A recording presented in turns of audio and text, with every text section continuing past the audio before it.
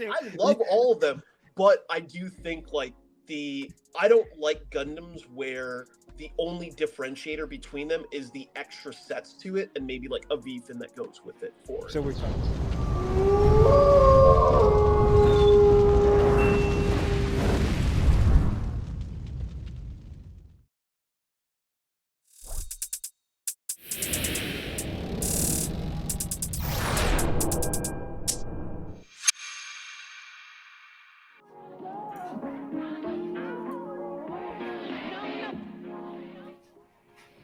What is going on, people? We're here, the Underagated podcast. Finally got a guest on scene. Shout out, we got here the homie Tim, Nu.Type Tim. Shout out to him. Appreciate you coming through the studio, man. How's Anytime, it going? Wes. Happy to be here. It's going good. Can't we got Nu.Type. Yep, Nu.Type Tim in the studio today. We're gonna have some fun, man. We're gonna do some hot takes. Y'all want to move for some hot takes today? And then it's going to get hot takes. I think. Oh boy! Everybody, stand by. We appreciate everybody who's listening on Spotify. We see y'all. Thank y'all. Keep listening. Appreciate it. And want to give a shout out to Vulcan Hobby. I know he went down to a convention, Comic-Con down in Alabama. Hope you did good, brother. Appreciate all the support you showed there for us. Let's go ahead and dive right into the show. Y'all ready? Let's do it to it. Let's get it. First up, greetings. How y'all week been? Tim, since you're the guest, go ahead. How's your week been, man? Life and all that. Busy, man. You know, always gonna do my own plug for my stuff, obviously. But yeah, we had like a huge success with our beer and build nights. So I've just been sitting down, emailing people because I keep getting DMs like every 15 minutes or so of just like, hey, when are you gonna put one in my borough? When are we gonna do one in this borough? And I'm like, all right, cool. I threw this into an AI program. I'm like, list me out every brewery that I can possibly do an event. So I've just been going through brewery after brewery after brewery after brewery, talking to my contacts. So busy week, but good week. So we're trying to push out a lot more Gundam, anime, TCG stuff. So yeah, absolutely. That's what's up, man. The beer and build night look dope as hell, man. Yeah, it does look dope. It does look dope. No lie, I saw some images of it, and I was like, oh man, I kind of want to go to one too. Right. You know what's funny? Like, it's crazy because like my team thinks like I'm a complete nut job because I'll like sit there and just go like, guys, I don't think this is gonna be successful. Like, I'm freaking out. I'm like, I really hope like maybe at least 40 people show up. And we sit there, I'm sitting in our Discord chat. I'm like, guys, we need more people. And by the time we got to Saturday, it was ready at like 76 people. And I'm like, all right, I'll be super happy if we just hit 80. I just want 80 people to show up. And it's like an hour beforehand. And 30 more people sign up for tickets. And I'm like, we need to cancel this. We've got to stop. We don't have seats. So it went from me like freaking out, hoping that people would come. And it's like, even when we're on the floor, the manager pulls me aside. I'm like, oh, fuck, we're about to get kicked out of all this stuff. Like, this is terrible. She looks at me. She goes, can we, like, book more of these right now? I'm like, wow, I did not expect this conversation was about to go. That's what's up, man. It's been awesome. So we got, like, 5 more that are about to pop up. We got one on March 26th. 23rd, 26th, whatever that Sunday is. And then 5 more after that. And then they also booked us for every one of their other locations in New York City. So we have like 24 events throughout the entire city at this point. So that's what's up. I'm going to have to get up there one day. Yep, we're trying to push it to 60, so we get 5 a month. So we still have our Rezo box build nights too. So those still work their way in, and somehow I sleep 8 hours a night. So God knows. Yeah, I don't know how you do it. I don't know how. Yeah. That's crazy. Make sure y'all follow this guy on Instagram, TikTok, and all that, because he'll put it out there. You have to get your tickets and stuff, because that sounds like a pretty fun event. If I know I have to head up that way probably around summertime, so I'm gonna try to see if I have to. The summertime ones are going to be really fun because we actually have the outside space, which is 225 people. I'll give you guys, I'll let this be like a little fun secret for your podcast. I have like relationships with a lot of like pretty big name rappers. So like J. Cole's music director, music video director is a good friend of mine. So we're trying to put out some sort of concert for the outside series of it. We already have we've already got a DJ. We've got I don't know if you guys know Mez Hers or Mez. Yeah, Yeah. So Mez is a good friend of mine. So Mez Okay. and I, we've been chatting, and for years we've been trying to do something. He's out in LA always building his Gunpla. I'm out here That's building crazy. stuff. I'm like, yo, bro, we literally just spoke yesterday. He's here for the fashion week. But I'm like, we gotta do something. I'm like, pull up, let me know when, let's do some shit. And Let's work it I out. think You I heard wanna, it here like, first. yeah, exactly. So, we're trying to figure out some way to do a lot more stuff with like the hip hop culture in Gunpla, because it's already so ingrained in everything that we see. It's like everybody talks about Dragon Ball, everybody talks about Demon Slayer, but where's the Gundam love, man? Where's the Gundam love? And that's why we're here. That's why we're here, Exactly. try to make people understand where we come from. So make sure y'all Catch me out following this there, guy. man. I know. I'm from Seattle. Yeah, come out there and just I'm chill. on my way. Man, I have some distant relatives I haven't been in contact with in New York. Right. Fly all the way up, man. I got you guys with Hey, second uncle removed twice. You got his place where I can crash. Yeah. Just for the weekend. Awfully comfy. CD, brother, how's your week been, man? Man, it was chill. Work wasn't too bad. My little girl Chloe out here looking like LeBron on the court, so that was always That's nice good. to see yesterday. Spitting buckets. That's good. Like 4 feet taller than everybody else. Other than that, man, just family time, man. It's been nice to sit back, kick some time with the fam, not be worried about too much. Life's been good as of recently, so I Can't complain about that. I hear that. Can't complain. Austen, brother, how's your week been, man? It's actually been pretty chill. I got a lot of stuff going around, a lot of stuff in the works, so I've been just tackling it. And the good thing is that I've been lucky enough to be able to get off my job on time now instead of late, which I usually am doing. So I had more time to work on stuff. So it's been a productive week. Been pretty productive. All good. Yeah, you Coop? Me, work's been work, man. You're told at the end of the week everything we did was basically for fucking nothing. We'll pick it up Monday and fix it. So it's kind of that shit kind of blew me. But other than that, it's just like life. Nothing crazy, but it's like another damn spirit week for the kid at school. It's like she has a spirit week every other. That shit used to be like a one-time thing in school, spirit week. Now it's 100th day of school, dressing like an old person. Superhero day, Valentine's Day.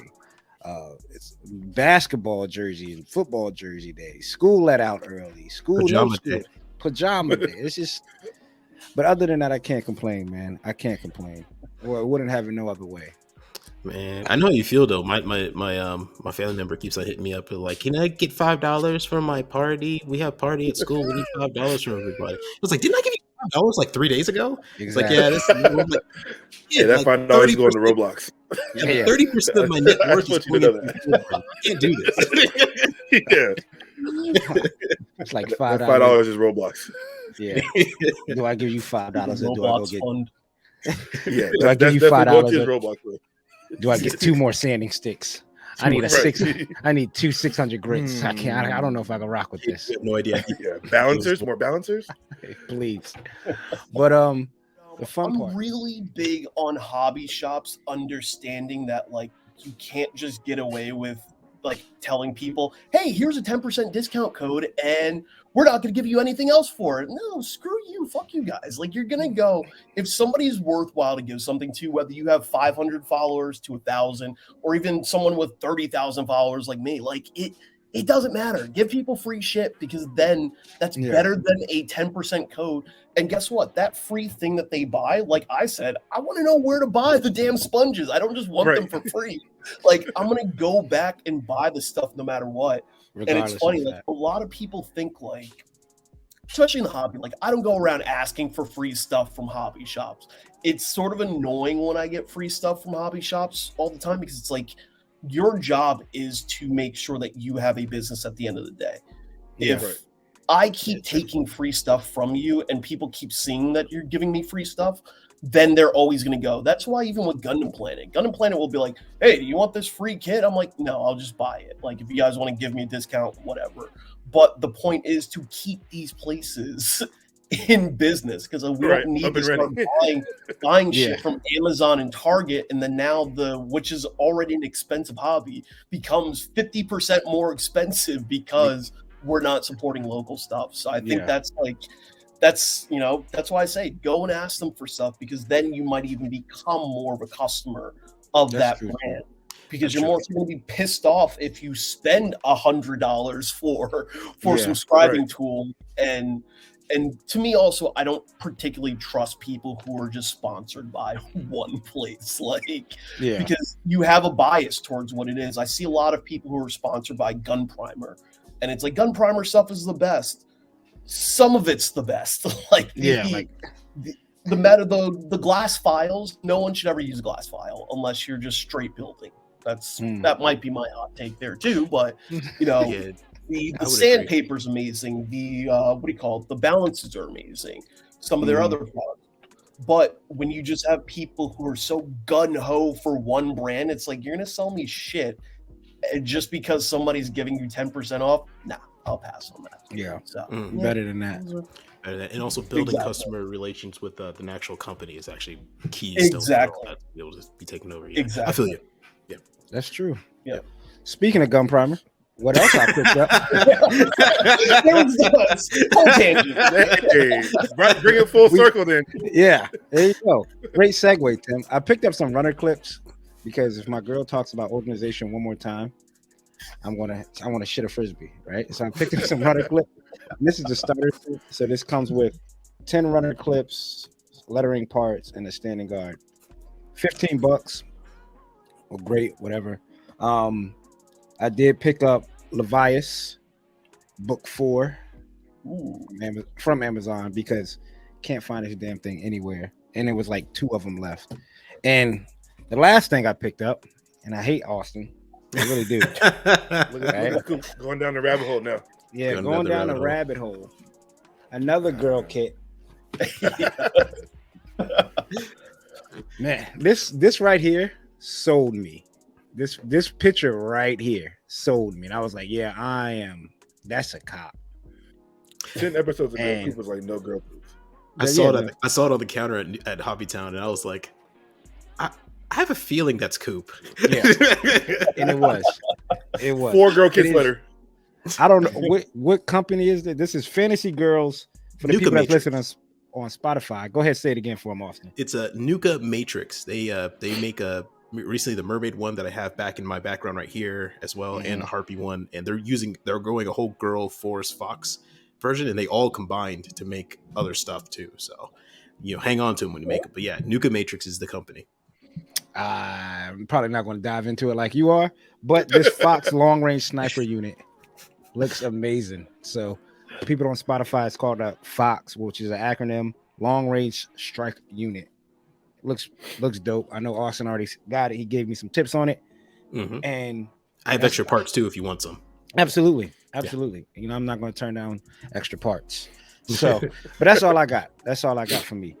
And and this, if I haven't showed because I am working on some decals. The full burner real grade GPO1 Ghost, G reworks decals. That was the main reason I went on Nutype. Walked away with Gun Primer shit. Went there for decals. I catch myself on there. Yeah. That happened. Tim, what you got, man? What I got, I have a quick one. So, actually, no, I got 3 things. I forgot. Okay. I ended up buying the so I got the Despe vacuum. I don't know why I bought this. I had another one, but you know what? Unnecessary purchases and unnecessary times. And then also got the Mecha Wego. I don't know why this is blurring out this entire face, but I love these Mecha Wego kits. Is that the Eva one? That's the Evangelion one. Yeah, that's pretty cute. They're really cute when put together. Yeah, so the Evangelion one, that's the last one that I needed to finish that set. And then we got the Michaelis from Rich Mercury. So there you go, Austin. That's it. A fellow so Michaelis. Everything that I picked up from this week. That's what's up. I love that kid. I've just been collecting every single Witch from Mercury kit just because I really like the builds of them. They're weirdly simple but complex at the same time, and it's a very different build. I love Right, it. and they have like I these hated small... the joints at first. Mm-hmm. Go ahead. No, They have like I these... was saying the joints were weird at first when building them, but then yeah. It's because it's these weird like pseudo interframe, but only in certain parts of the kit, and it's really interesting to get through when you start building. Especially, I noticed that when I was building the Lefrith, and I was like, this is weirdly entertaining. I let y'all have it. The one that really shocked me was the Darbaldi. That one was a very strange build when putting it together. Like the way that the legs connected, and I was like, all right, this doesn't seem like it's going to be very flush where I'll be able to see like armor parts. But I'm like, this worked a lot better than I thought it was. Good job, Bandai. You guys know how to engineer a kit there. So they're stepping up, man. You guys. Pushing out 15 Witch Mercury kits a week. Yeah, I know.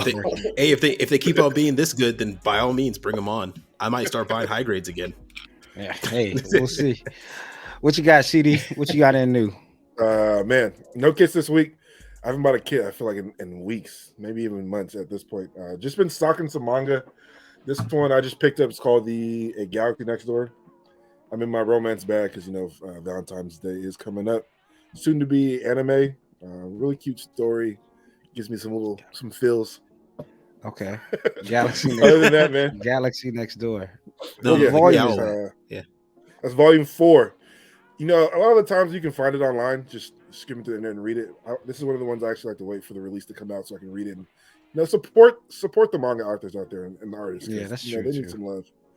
You can't be just pirating everything online. So yeah, you can't be a sick guy like that, pirating everything online.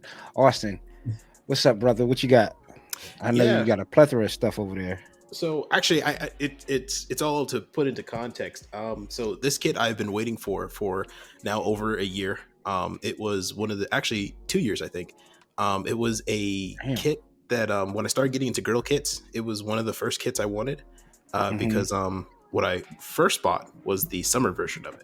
But now she finally got a reissue, so I had to pick her up no matter what. Gas money be damned. It was the Frame Arms girl, Hersha. I can never pronounce her name. Hersha Verga Alter. Yeah, for sure. Yeah, that. But and I'm so happy I got her because now this completes the line for me. I have not only her, but I have her summer version as well. So that was the summer version. And then I also have the original kit that they are based off of, which all Frame Arm girls are based off of the Mecha Mobile suits, which is the Hirschfler Alter. So that's what they're all based off. So if you noticed, I've got essentially all of them now. Yeah, the whole set. And gotta put that over there. And I also picked up some decals. I should have ice for dinner for the next. I got some ramen noodles, dog. I'll drop them off. I've lost so much weight. I also picked up some Child of Mecha decals. I got the new ones because I'm working on another kit. I have 2 kits here that I'm working on. Actually, 3 kits I'm working on, and they're getting close to being done in the paint phase. One's completely done with painted, so now I just need to add decals and weathering. So I needed some decals to pick up. And let's see, and I think that was it. Yeah, that's about it. There was one thing I bought, but I had to return it, and that's going to be a story for a different time. So okay, no worries. Y'all got some pretty good stuff in, man. CD, I'm proud of you, dog. Proud of you. Went a long time with no kit. Holding it down for us. Yeah, I know you're holding it down, man. I'm sorry. I thought I could do the same damn thing, but I couldn't, dog. Hey. You knew I was not even going to try. Yeah, I mean that FOMO, man. You get scared, and the vacuum, Tim. That is, I didn't even know Display made a vacuum. Yeah, me either. I guess that makes sense for the nub guys. Yeah, I'll just use the Dirt Devil. Yeah, just keeping the work desk clean. Yeah, I understand that. What's going on with the cooking portion of this stuff, man? What's cooking? Austen, I know you said you got some stuff working. I want to let you know right now, I'm still no progress made this week in any kits. pictures on my end. Want to try to knock out some this week, maybe. My little mama, she gets off of school early on Friday, of course. So I don't know if I have time to sit at the desk on my day off. Maybe next Sunday. I think Hobbytown is building on Sunday next week too. And Austin, you're gonna be there. That's the girl kit day. That's the girl kit day, so I have to be there. I am contractually obligated. Right. You have a booth, Austin. Yeah. I'm planning on bringing all of them, and I Damn. mean all of them. So it's gonna be a Sheesh. Okay, be yeah. And they actually asked me to not bring more than 3 boxes, and I said, "Well, are you guys good with at least 36?" Yeah. You want 3 perfect great boxes. How about that? I won't bring more than 3 boxes. I'll bring them in one big box. Right. But for me, that's it. I'm still working on this girl kit right here from the Attack Girl line, and nothing new on the Gundam front until I'll probably work on this full burner RG and start using this gritter and digging out some of these panel lines. But that's pretty much it. What about you, CD? What you got cooking? Man, I was working on my Shenlong and I just kind of got burnt out of it. Even though it's my favorite kit, sometimes you just get burnt out. And I sat down. You're human, man. I need to pull something else out. So I went in the backlog, and why not let it be something monochrome? Yeah. So DM Guardside Custom with the beam spray guns. And I've been watching Austen go crazy on his Instagram, posting these scribe pictures. So I thought I'd do a little scribing on it myself, some extra upgrade parts. So this is what I am currently working on. It's got it snapped together, scribed up. Just need to give it a good cleaning, and then I'm in the lab with this. I don't know what colorway I'm gonna paint it yet. Something cool, because I like to paint stuff. Not the same colors. Something cool.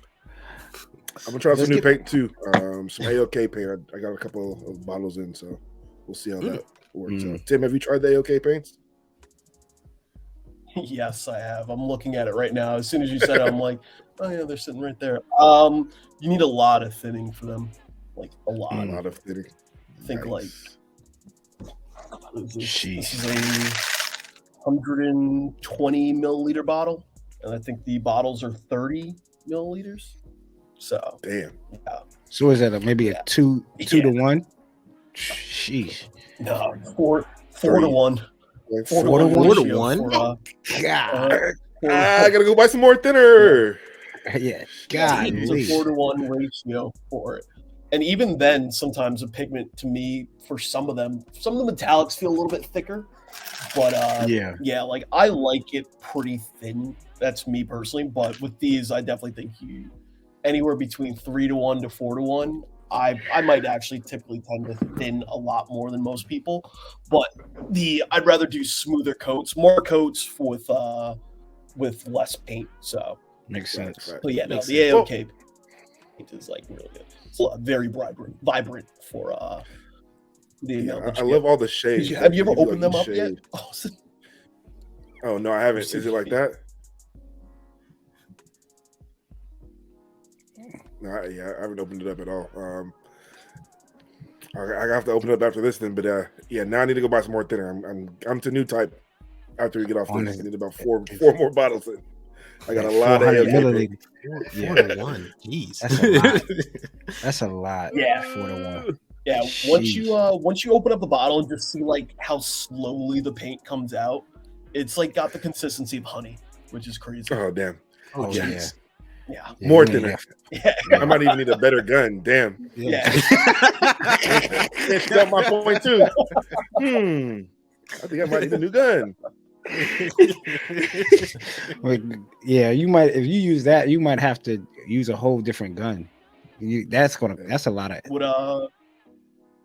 clogging. Sheesh. What are you using right now? Me, I am using an Awada Eclipse. No, you'll be fine. I use an Eclipse. Cool. Yeah, I love. Just got to make sure that you definitely thin out the paints. Austen, what you got working on? You can't get an excuse, man. I feel you. Austen, what you got working on, brother? Okay, so yeah, like I said, I'm working on 3 different kits. I still got my Rigazi custom. I'm still working on. That's currently in the box. I've been breaking that in and out just to do some more scribing, deepen out the lines. There's a lot of panel lining on that backpack and on the wing, and there's a lot of panel lines I want to add to it. I've run into kind of a roadblock to now scribing on curved surfaces or rounded surfaces.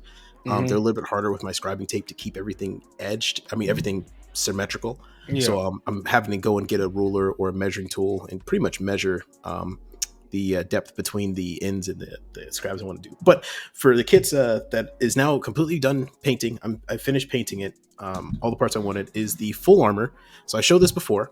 But now the legs are completely painted. The paint's inside for there. I scribed out the hips there for it too, and now they have paint. The feet also have the scribing and the paint in them as well. This is a Japanese Self-Defense Force green. The scribing is also on the back here. So now it is time for the decals and weathering process for this, and this should be good to go. That's ODO. You gonna bring that to ODO? 2 weeks? I don't know. I think I'm probably just gonna bring the Gym Sniper 2 to ODO because I feel like that's my most prepared, most finished kit. The Zaku Warrior I finished recently. That's at Hobbytown, and you haven't gotten a chance to pick it up, but it weighs like 30,000 pounds. So, they tried to make me pick it up, but I said, "Hell no, I'm not picking that shit up." Dude, they tried. Kenneth was like, "Yo, pick this up, pick this up." I'm like, "I'm not picking that shit up. I'm not picking that up."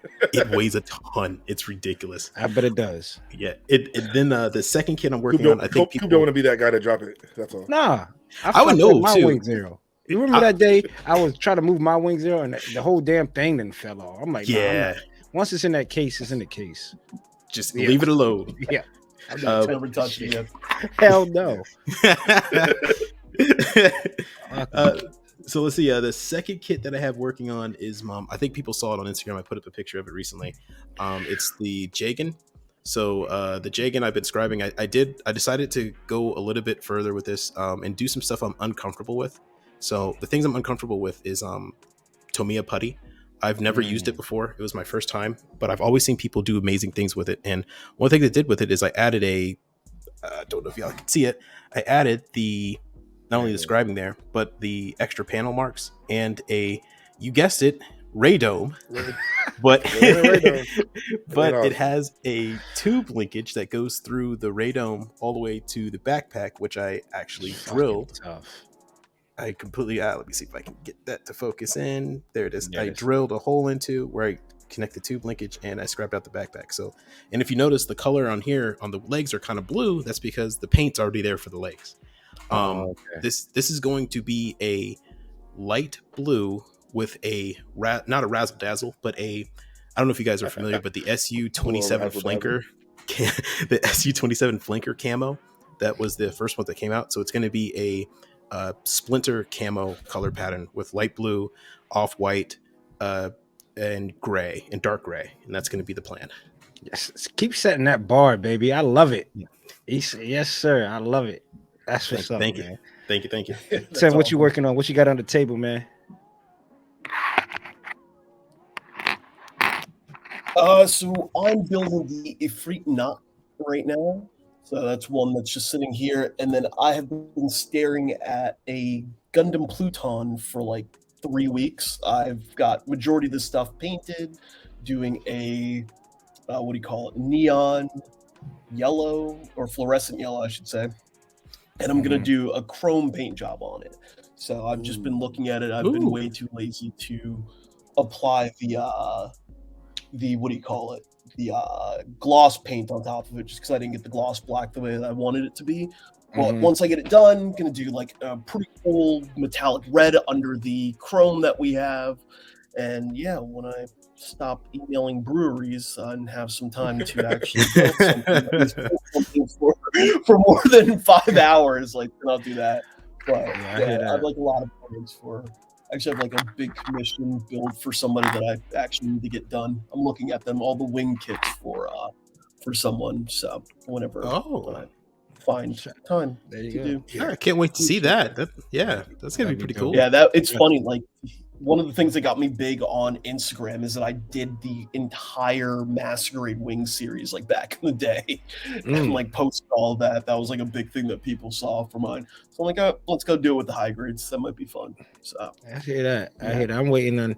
I want to wait to tap in on my high grades because I got to do the wing. I'm a big wing stan, so I got to make sure I do them justice. I'm waiting for certain pieces to come in. And I love all those kits. They're so much fun. yeah, absolutely.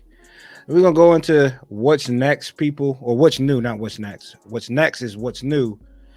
We got some stuff in this week. P Bandai drops, man. Some P Bandai drops. Me didn't waste no time. I was in and out 9 o'clock and went online 9:02. I checked out. I already had the number. Thank you for your order. Wasted no time. I picked up the full armor high grade of RX and Death Scythe Hell, which both I believe are sold out by now. So you just have to wait for the redrop, people, if you missed it. So did y'all pick up anything P Bandai wise? Yes, sir. That full armor, and I was done with that. I was like, That was it. Got out. With it. Yeah. I wanted to buy the Zaku, but I couldn't justify $100 for 2 high grade kits. And you know me, I wasn't gonna get the Death Sight anyway. But if I was, that would be like 150. I was like, I'll stick with my full armor. I got a master grade one here, and I just want the high grade too. Yeah, the high grade looks good. Yeah, the high grade looks great. I ended up buying the Death Scythe and the full armor, but I wanted that the Mark II Shinmusha Gundam, that whatever version of that one was. Yeah. That kit has been like $900 for the past 10 years. And they finally it's been like one of the hardest kit to find. And it sold out in 30 seconds and crashed the entire site. And I just want to talk about this real quick, is how the fuck does a $1 billion company have a site that crashes every time they drop something? Every fucking drop. Makes no sense. Every drop. Yeah. Every single time. At this point, you would think that, hey, maybe we should buy an extra server. Right. Or how about we go to let me just talk to Nike and figure out how their server is not dropping on websites when these shoes come out. Right. Like if for a community, for a Gunpla community in the States, it's not really that big, right? Like we're not talking about like crazy figures and stuff like that. We're talking about Gunpla and it drops. And the servers go down. I mean, come on. Should be no lag on some Gundams. Yeah, and it was like I think it was like a late release. Maybe that could be the reason why. Like I think they announced on Monday that they were dropping, not even on a Thursday, they were dropping on a Wednesday. That on the P Bandai drop. So I don't know how on earth they haven't fixed this server issue yet. It makes, because I think what they're doing, they're saying is that, hey, as long as it doesn't completely fail and it runs through, we'll be fine. It's like Southwest Airlines. As long as our server room has not completely failed yet, we're fine. I mean, it's running an Atari 64, but it's fine. I mean, the guy told me online, he was like, little pong sounds in the background. Austin, Texas to Dallas. Right, like it's like sitting there like, but did your kit show up? Like, yeah, but like not all the ones that I wanted. Right. And then not all the ones I wanted. So I'm hoping for that drop of that kit one more time. And then they want to send out an email telling you shipping is delayed. I'm like, how is shipping delayed, man? Like if your kit's on this list, your item is going to be delayed. Scrolling, of course. My Robot Spirits FF New Gundam delayed. Fucking kidding me, man. Again, a small community. How is it delayed? Let me get. I know what it is. COVID. The same people that can't fix the ice cream machine at McDonald's is the reason why this shit is fucking delayed. Now there's a real chance I may not get it. What's the point? What's the point? Well, you never know. One dude told me he had to refresh like 30 times and it wound up going through. The Death Scythe wound up going through for him. But that's should you have to do that? No. Especially And Bandai, you dropped the ball on not. Again, I want to stand on this hill for not giving us the Ultron double pack. They should have gave us the Ultron and Death Scythe double pack, but that's neither here nor there. I guess I'm done. like Yeah. Jordan. You get to get double But that's pack. actually funny. That happened with me with the I was saying that actually happened with me with the Death Scythe. I had to refresh my browser 3 times before it said it was still in stock. And yeah. Bandai site doesn't even work on my phone. Can't even buy it off my phone. Yeah, that's with me. I've been on double screens up. Yeah, I had the double screens, man. I had PTSD from shoes back in the day, man. Like when a drop comes, you're like, yo, you know what? I can't. I mean, probably like 8:30, my hands are shaking. I'm like, make sure I'm logged in. Sweats and shit. Yeah, so I'm sweating. I'm like, yo, I gotta be exactly. I'm over here I'm telling myself, like, yeah. I'm like, yo, this is a 2-minute drill. I gotta be in, get in, and get out. Yo, like we gotta go down and score. Everything gotta be precise. I gotta click on this checkout. I gotta click on all this stuff. But so we got that. I picked up that Mark II, whatever that was, because my boy Trail, shout out to him, he's been liking that Samurai. He's kind of new into Gundams and he likes that, and I didn't know it was that hard to find, to be honest with you. We did get some announcements, some glam shots of the Gundam Universe figs. So for my fig collectors out there, we have some glamour shots of the Shining Gundam, Lupus Rex, the Ariel, and the Toggies 2. I haven't bought a Gundam Universe figure in a minute. To be honest with you, I might still go out and get the Toggies 2 and the Lupus Rex. They did not, with the Lupus Rex, which is crazy, they did not show the tail. They showed the tail connected to the back, but I don't know if they're going to even have the tail be able to. They dropped the ball on that. That's going to be really disappointing, but I don't know how they're going to be able to use the tail on the figure. But they did the tail pretty decent on the metal build figure, so maybe they'll go that route, a detachable part inside. But I think that's it for what's new. I think we got the glam shot of, or was it fan art of the Witch from Mercury season 2 or part 2 poster, which is the poster that looks pretty dope. And I can't wait for the Ariel full rebuild. Like I said, that's the only one outside. I almost picked up the Dari blade, but I said nah. That foot funnel. I don't know, Coop. You've been picking up these girl kits. You might be picking up these Witch of Mercury kits next. You think that's what it is? I might be having an influence on them. Nah, man. Right. Nah. You got Austen over here in the ear. Go ahead and pick it. I know. Dude, I know. Good kits. I've built every single one. Every single one.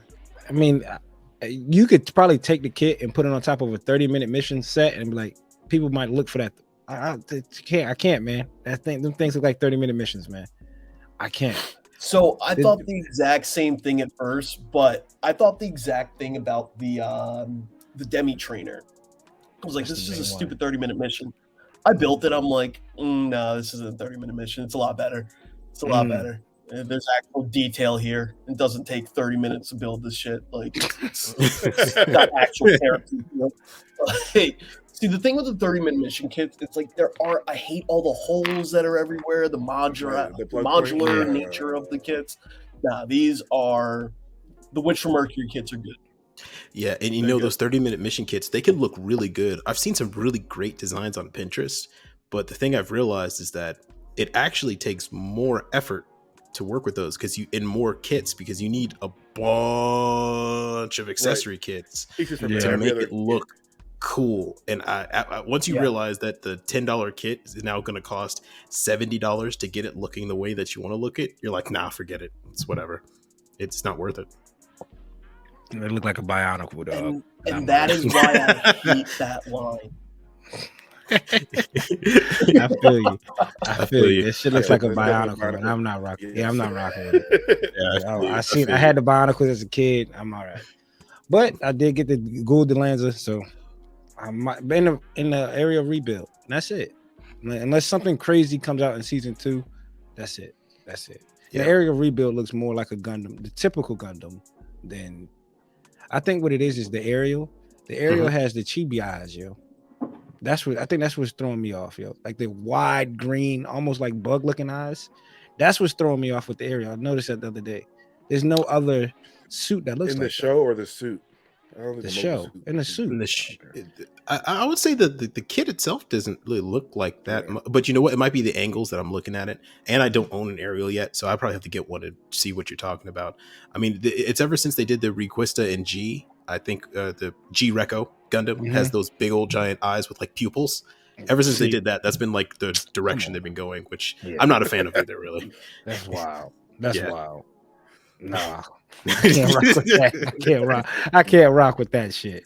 Just give me my regular my Gundam eyes. Let's keep it moving, man. But they did it. It looked like they did it with the rebuild. So that's what's it. That is what's up. That's all we have for what's new. Let's go into hold that thought. So I'm gonna step away from Gundams for a little bit. It's been fun, but let's talk about some weird shit. Let's talk about that whatever the fuck that shit been floating around Alaska. the UFO spiritual rituals at the Grammys, and this is just getting out of hand. People, they just putting this shit in front of your face and nobody gives a damn. It's all entertainment. It's all entertainment. I refuse to watch I'm not watching the Super Bowl. I'm not watching the Super Bowl halftime show. I'm sorry. I'm watching the Super Bowl. You're definitely watching Super Bowl.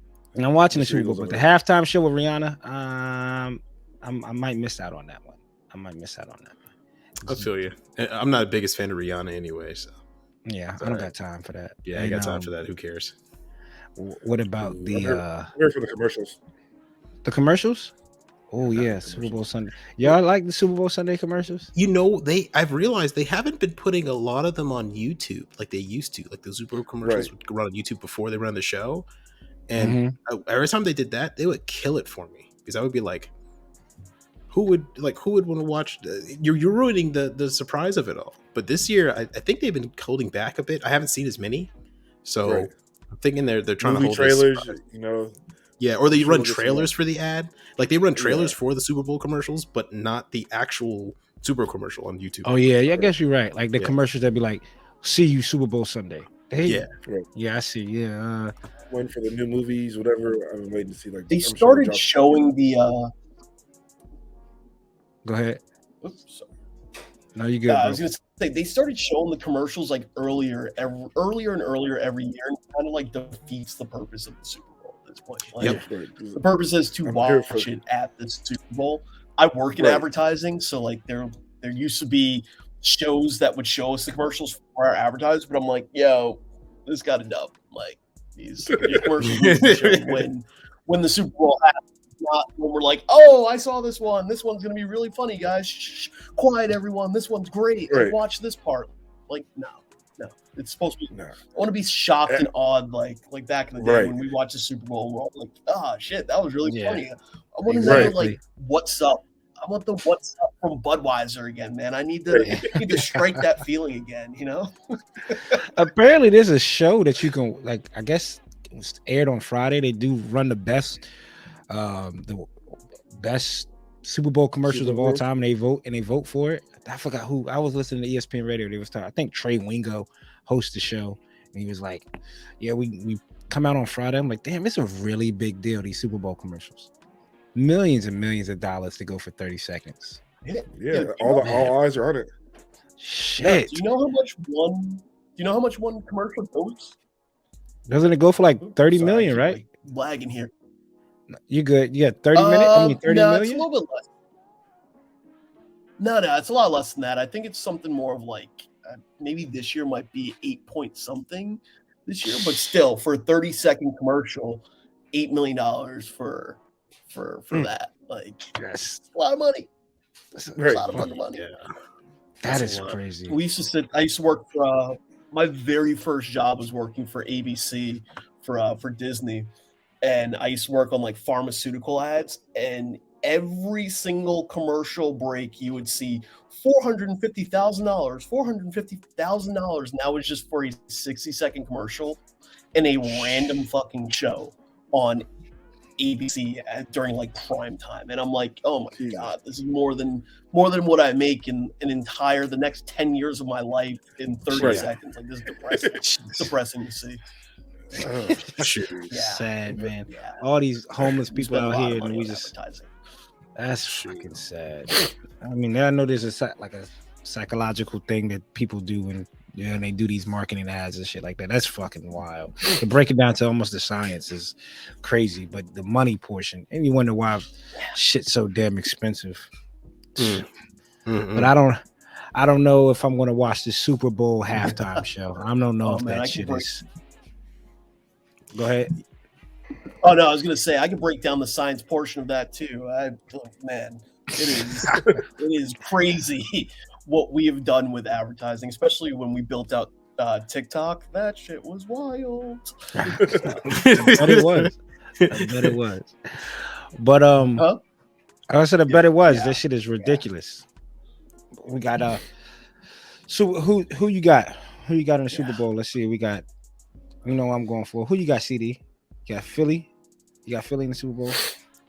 You want He's still recouping from I understand. My heart still hurts. I'll go Philly just because. Hey, I feel you. Appreciate it, brother. Austen, who you got? I think Philly's going to win, but I think, well, let me rephrase. I want Philly to win, but I think the Chiefs might take it, only because Mahomes is Mahomes, and he tends to find a way. And I don't know. Here's what I gotta say: if the Eagles get a really early lead, just you have to put the foot on the throat and just stamp it out, because Mahomes will come back and he'll find a way to put it in overtime. And in overtime, then it's a coin flip. It's literally a coin flip. I mean, I know they changed the rules, but I feel like it's a coin flip in overtime, where at that point, all what matters is either who makes less mistakes at that point, or who has the ball first. And that's okay. So who you got? Who I got? Yeah. If I had to put my money down, man, I want Philly to win, but I guess I'm going to put it on the Chiefs. Yeah. Well, we want to thank Austen for his service on the podcast, brother. I'll be taking his spot for the next couple of weeks until they find a new host. Was this all part of the plan? Yes. Did you bring him in here to replace me? I know you didn't like my hot take the first time. Yeah, Austen. Meet me in the office and bring your badge if you don't mind. Damn. Tim, who you got in the Super Bowl, man? Who you got? Think wisely. Be smart about it. Oh man. No, I'm excited. I want the Eagles to win because my favorite part of the last time the Eagles won were the YouTube videos of the celebration in the city. Like just watching the pure chaos. I don't know. Like there's something fucked up in me a little bit that I need to admit, that like I like watching chaos happen in that city. Like, why just, so serious? Yeah, I know. Like it just gives me like enjoyment to see people enjoy things, and like that enjoyment just goes a little bit too far. I'm like, oh man, this sucks. Like I would not want to be there, but this is great. Hey, the first step is admitted to watch on the back end. Like, believe me, I was there when Philly won the first Super Bowl. So 100% want the Eagles to win, just so I could see like somebody take down the Waldorf Astoria again. I want the Ritz Carlton to just like crumble. Right. I mean, Coop, stay off them damn poles up there. Yeah, when I went them white poles. I went in 2018, and it was like a, you know how you have a light pole, right? And in the middle of it, they'll have like a little flag that drops down and pole that holds the flag, and then the light pole goes up. It was like milestone. Like somebody got up they climbed up the damn pole. They got up to where the flag's at. It was like, oh, all right. They're like 2 or 3 guys throw Bud Lights at them, because it was like the whole dilly Philly.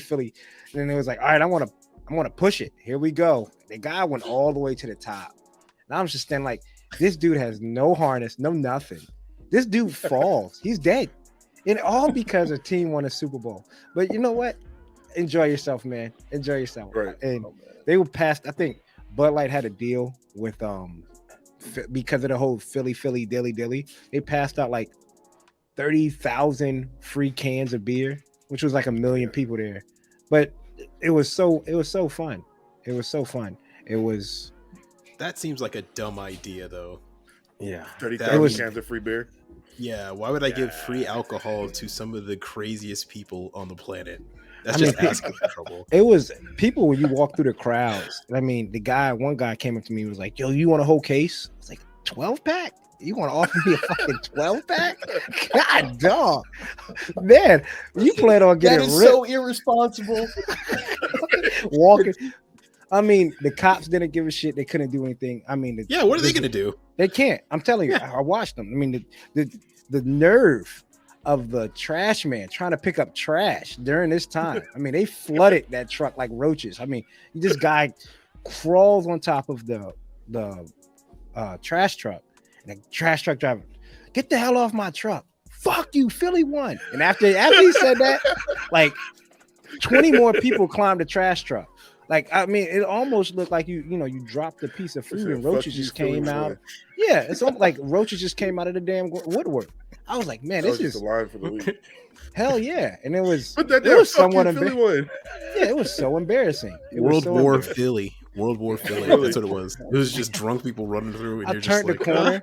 I was like, man, I gotta take a leak. I turned the corner, try to find some spot to like take a leak. It's like discreetly. No, like 6-7 females taking leaks. I'm like, all right, that's it. I got the fuck out of here. I thought I was in a women's restroom, man. And I'm just outside. I'm like, yo, y'all are bugging. They tell you to pull up and pop a squat. Yeah, pretty much. Like, they all look at you like, "What's up, bro?" Yeah, Philly won. Huh? Yeah, Philly won. Good game. Good game. Yeah, good game. So I don't know if we win. I don't know if I'm gonna go up there this time. I don't know. That's a whole lot. That's take it out, but we'll see. But let's get back on topic. Let's get back on topic. We have again, it's Black History Month, folks. Glad to have a crew of African Americans here on this pod, and I appreciate everybody. These are all good builders, man. There's one thing that always grinds my gears when somebody says, "Oh, he's my favorite black builder." Why do I have to be black? Like, I understand I'm black, I get it. Why can't you just come say I'm your favorite builder? Like, come on, he's my favorite black YouTuber. Come on, man. You don't say that about the white YouTubers. And that's like, right. That's all the white builders. YouTuber. Yeah, that's just your favorite YouTuber. I gotta be. So I have to break through 2 walls to get to where where I should be, right? I have to break through the black YouTuber wall, and once I won that category, I can then enter the YouTuber realm and fight my way up to the top for that, right? Like, so, man, oh man, we're gonna talk about some of our favorite black culture TV shows when it comes to when we grew up with. And for me, I want to go first here. I think my top three favorite black shows is going to be Martin, Bernie Mac's show, and Everybody Hates Chris. Those 2 I could sit down and watch all the time, hands down. I mean, funniest stuff I've seen on TV when it comes to comedy is those. Martin, probably the number 1, Bernie Mac show, and then Everybody Hates Chris. All of it relatable, things like that. So, gotcha. Yeah, Austen, what's yours, yo? Mine is going to be more of a sentimental reason than the actual show. See, I was thinking about it there because I remember I was originally going to think of Roots, but every time I remember watching Roots, I just felt bad and never really had a good time. Understandable. Or I was in school. As you should. Yeah, so I can't really say that's my favorite. That's more of just exists. But I want to see the guy who's had a good time watching Roots. That's what I want. Yeah, he's watching like The Dark Knight. He's like, woo, woo, not away from him all day. Right? Yeah. So no, man, mine's gonna be In Living Color, and the reason why is that because it was my family growing up. We didn't have cable, so we had the old school bunny ears on top of the television, and it would be one of the couple things that were on that my entire family liked, and it doesn't matter who was watching because sometimes my dad was either deployed or another job.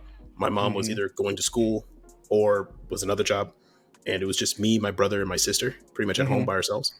And it was one of the few shows that all 3 of us could watch without arguing and just laugh. Yeah. So it's more of an emotional attachment for the reason of that show. And so In Living Color always has a special place in my heart. I can't tell you a single thing about the show, other than what it was like sitting there with my family enjoying it. So I think In Living Color put out a whole lot of comedians when it comes to, I know it put out like Jim Carrey, I think Robin Williams came out of the In Living Color. All the Wayne's brothers came out of the In Living Color. So it's almost like our version, our version of SNL. Like, so shout out to the people that came up with In Living Color. CD, what's yours, man? What's your Fresh Prince, man? Fresh Prince. Of course. If y'all don't know, my other hobby, well, it used to be a hobby, but it was sneakers. And that man Will Smith always had on a fresh pair of J's. So I used to sit through and watch every episode. Besides looking at his shoes, just like, damn, those shits are dope. But I love Fresh Prince as a kid, man. Like, he hooped, he got the girls. Like, he was just that cool kid. And I was like, man, like, I would love to inspire to be Will Smith one day. So Fresh Prince was definitely played a part in my growing up youth. Fresh Prince is a pretty dope show. I mean, I think it's probably at least top 2, top 3 in almost every category. If you ask people like favorite black show, they're gonna bring out the Fresh Prince. It's hits all avenues, comedy, struggle, emotion. Health. Yep, absolutely. Good old Fresh Prince. Tim, brother, what's yours, man? What do you got? Who's your show? I gotta go with the same one of the ones that you said already though, Coop, was the Bernie Mac show, man. That was like, I remember coming home every day from my grandmother's house, watching that show and just cracking up and dying of laughter. Like the young little nerdy brother that they had. Like, I was like, oh, that's me. Yep, I really, that hits hard every single day. Like, toughen up, boy. What are you doing? All of that entire like life lesson there was that like always hit home every single time. And then I think maybe like a close second was like My Wife and Kids. Like to see like I'm an only child, but like to see like that whole functioning, funny black family that you had in that as well too, for the first few seasons at least. That was that was one of my favorite shows to watch as well. So definitely got to go with those two shows, like cultural stuff. Yeah, and a Bernie Mac show, which is crazy, is R.I.P. to Bernie Mac. Absolutely, and that's on him because if y'all haven't watched Kings of Comedy, which is probably the greatest stand-ups of all time, it was in that comedy on the digital version, well, not the digital, the movie VHS version, where they go behind the scenes and talk to the people. He actually says, like, everybody has a show up here but me, like, and that's fucked up. Somebody need to give me a show, because I think Cedric the Entertainer, Steve Harvey, was obviously the Steve Harvey show. Oh man, Steve Harvey show. Yeah, then you have I could have said that too. DL Hughley, the DL Hughley show, the Hughleys, and then so Bernie Mac was like, "Hey man, I need a show. Somebody need to put me on a show." And he did that skit with the kids, and it was like, "All right, Fox was like, you got your show." So shout out to Fox for that. I mean, the Bernie Mac show is hilariously funny to this day. Hilariously funny, yeah. And it's still. I still remember his cameo in Transformers as one of the last times I ever saw him. Man. Yeah, for real. The Transformers cameo. Yeah. He was like, "I'm bust your ass." So RIP to Bernie Mac. Let's go in the Gundam realm.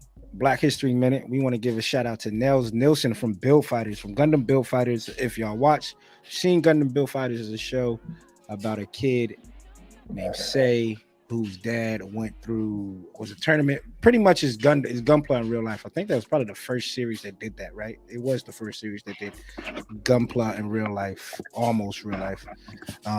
And there was a black character in there named Nels Nilsson who was crazily intelligent, and he had the samurai Stray, which is pretty dope. Well, the Strays are Sengoku and Stray, that was a pretty dope fight when Sei fought Nels in the tournament. So also, shout out to him. Best version of the Stray Gundam by far. Definitely not biased, but who doesn't like an Oni mask on the back of your right figure? So and Austen pulled him up on screen. Appreciate it, man. This one of the coolest hair styles I've seen too in Gundam. Yeah, this is the representation we need, man. Like, definitely when it comes intelligent. Come on, intelligent. Yeah, not the stereotypical African American you see in animes, which we're getting there in a community, and I say that because of just going through and reading Dragon Ball Super. Man, I forgot you go back and look how blacks were portrayed in Dragon Ball. And like, oh yeah, this is wild. From back in the day, now the Dragon Ball Super line, I'm reading it and have like it's like somebody told them like, yeah, we can't draw these people like that anymore. Yeah. Like I'm sorry, Kira. I'm gonna have to put my foot down. That'd be OD. So I read it, and Goten and Trunks were in school, and they were talking to a black guy in this story, and he had a fade. He looked clean. I was like, all right, you know what? Shout out to y'all, man. They gave him a crispy hairline for once. Yeah, they gave him a crisp hairline, 90 across, 180 down. So I mean, I was like, oh man, the good representation in these shows nowadays is pretty good. And for Gunpla and in the Gundam community, Nels Nilsson of Build Fighters, check him out. Check the series out. I enjoy Build Fighters. I know people give it some slack, but take it with a grain of salt, right? It's not no damn UC. So relax. It's not trying to be anything more than what it is. Yeah. Right. You're going. Yeah. So shout out to, if you like whole like Pokemon battling, Yu-Gi-Oh type style of anime, check out Build Fighters. I know everybody who watches probably have. I know people say that the Build Fighters, Build Divers was the better of the series. Build Divers. No, Re-Rise. If you Re-Rise was, I think, the pinnacle of it all. Yeah. I haven't watched that yet. I watched a clip and I saw like a talking wolf, and I was like, okay, you know what?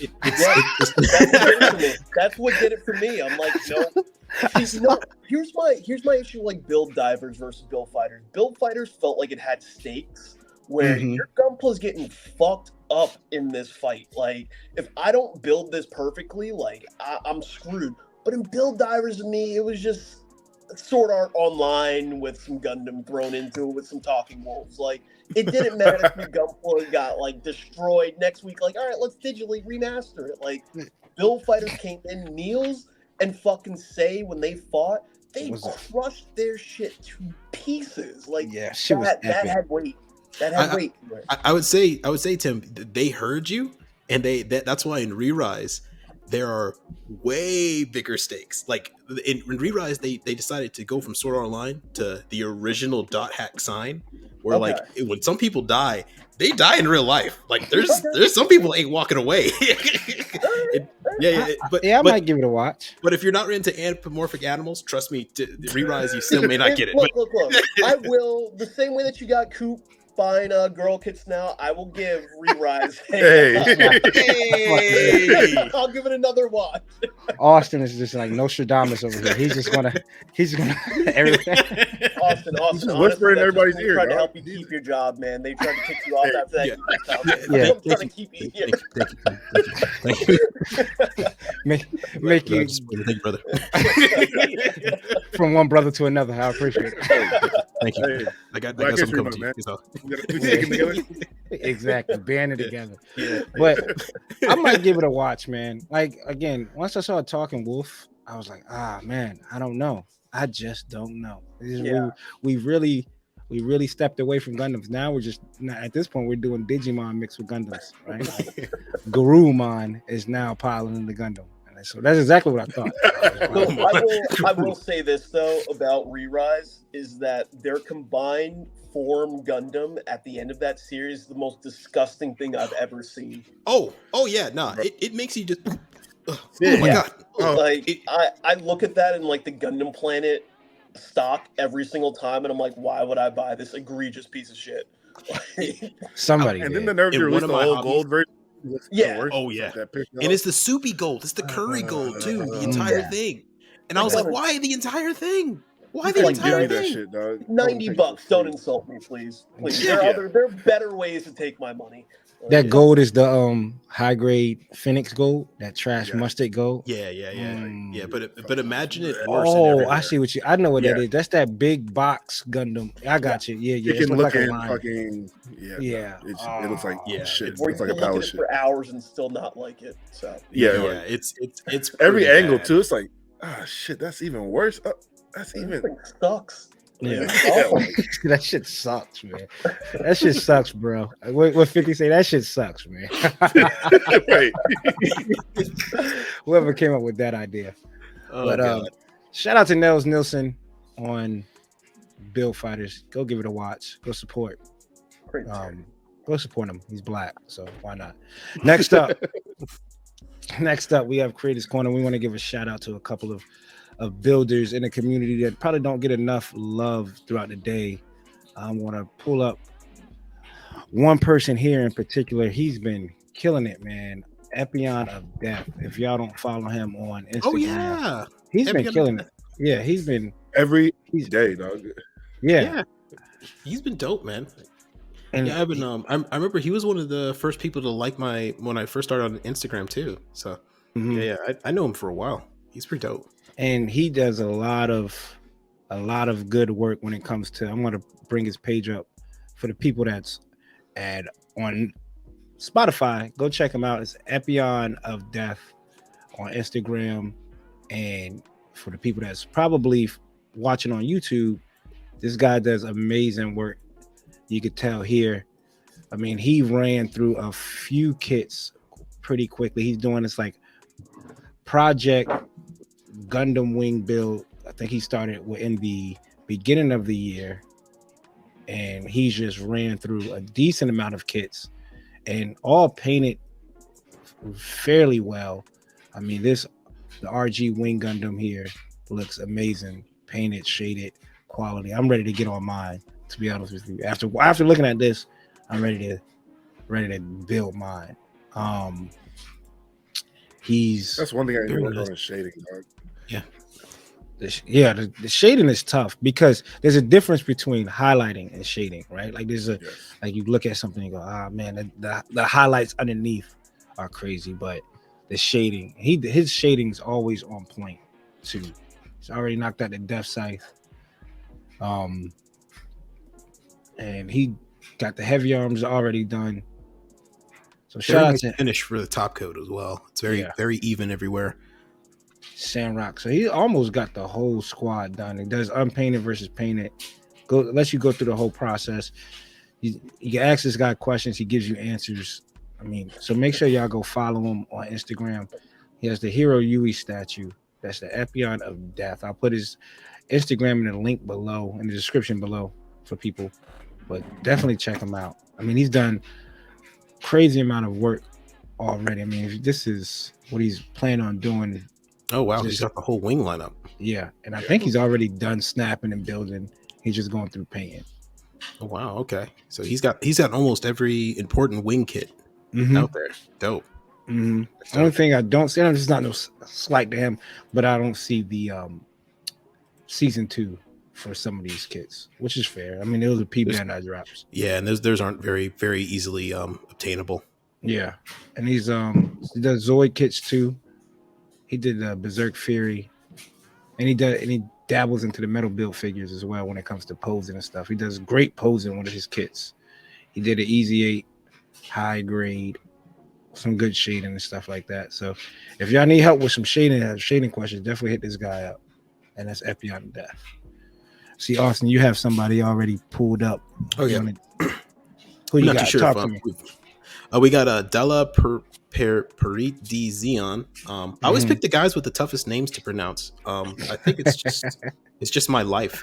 But this guy is pretty awesome. I mean, honestly, his diorama, he does a lot of diorama work. For those on Spotify, we're looking at this guy, Dalla Parit D Zion. That's DALLAPARTEDI Zion, ZEON, on Instagram. And he have some fantastic dioramas here with using the cotton ball technique for missile effects, lighting, shading. All this stuff is painted beautifully. This is the level where I want to get at, and the one thing I try to do when I search for new creators is look at what people are doing and seeing that level of inspiration and inspiring me to try something. These dioramas are fantastic. The weathering, shading, coloring, all this is hitting it for me right on point.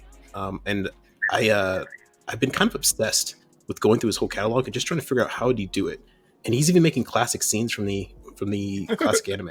So Oh wow. I mean, I know, right? So I'm like, dude, this Sheesh. is awesome. This is absolutely awesome. And go ahead. No, that's sick, man. Like, you know, I'm a diorama sucker too. I'm a sucker for a good diorama. Damn. True. And dude, I feel like some of this stuff is like look at that. Like the lights in there. I need to try LED lights.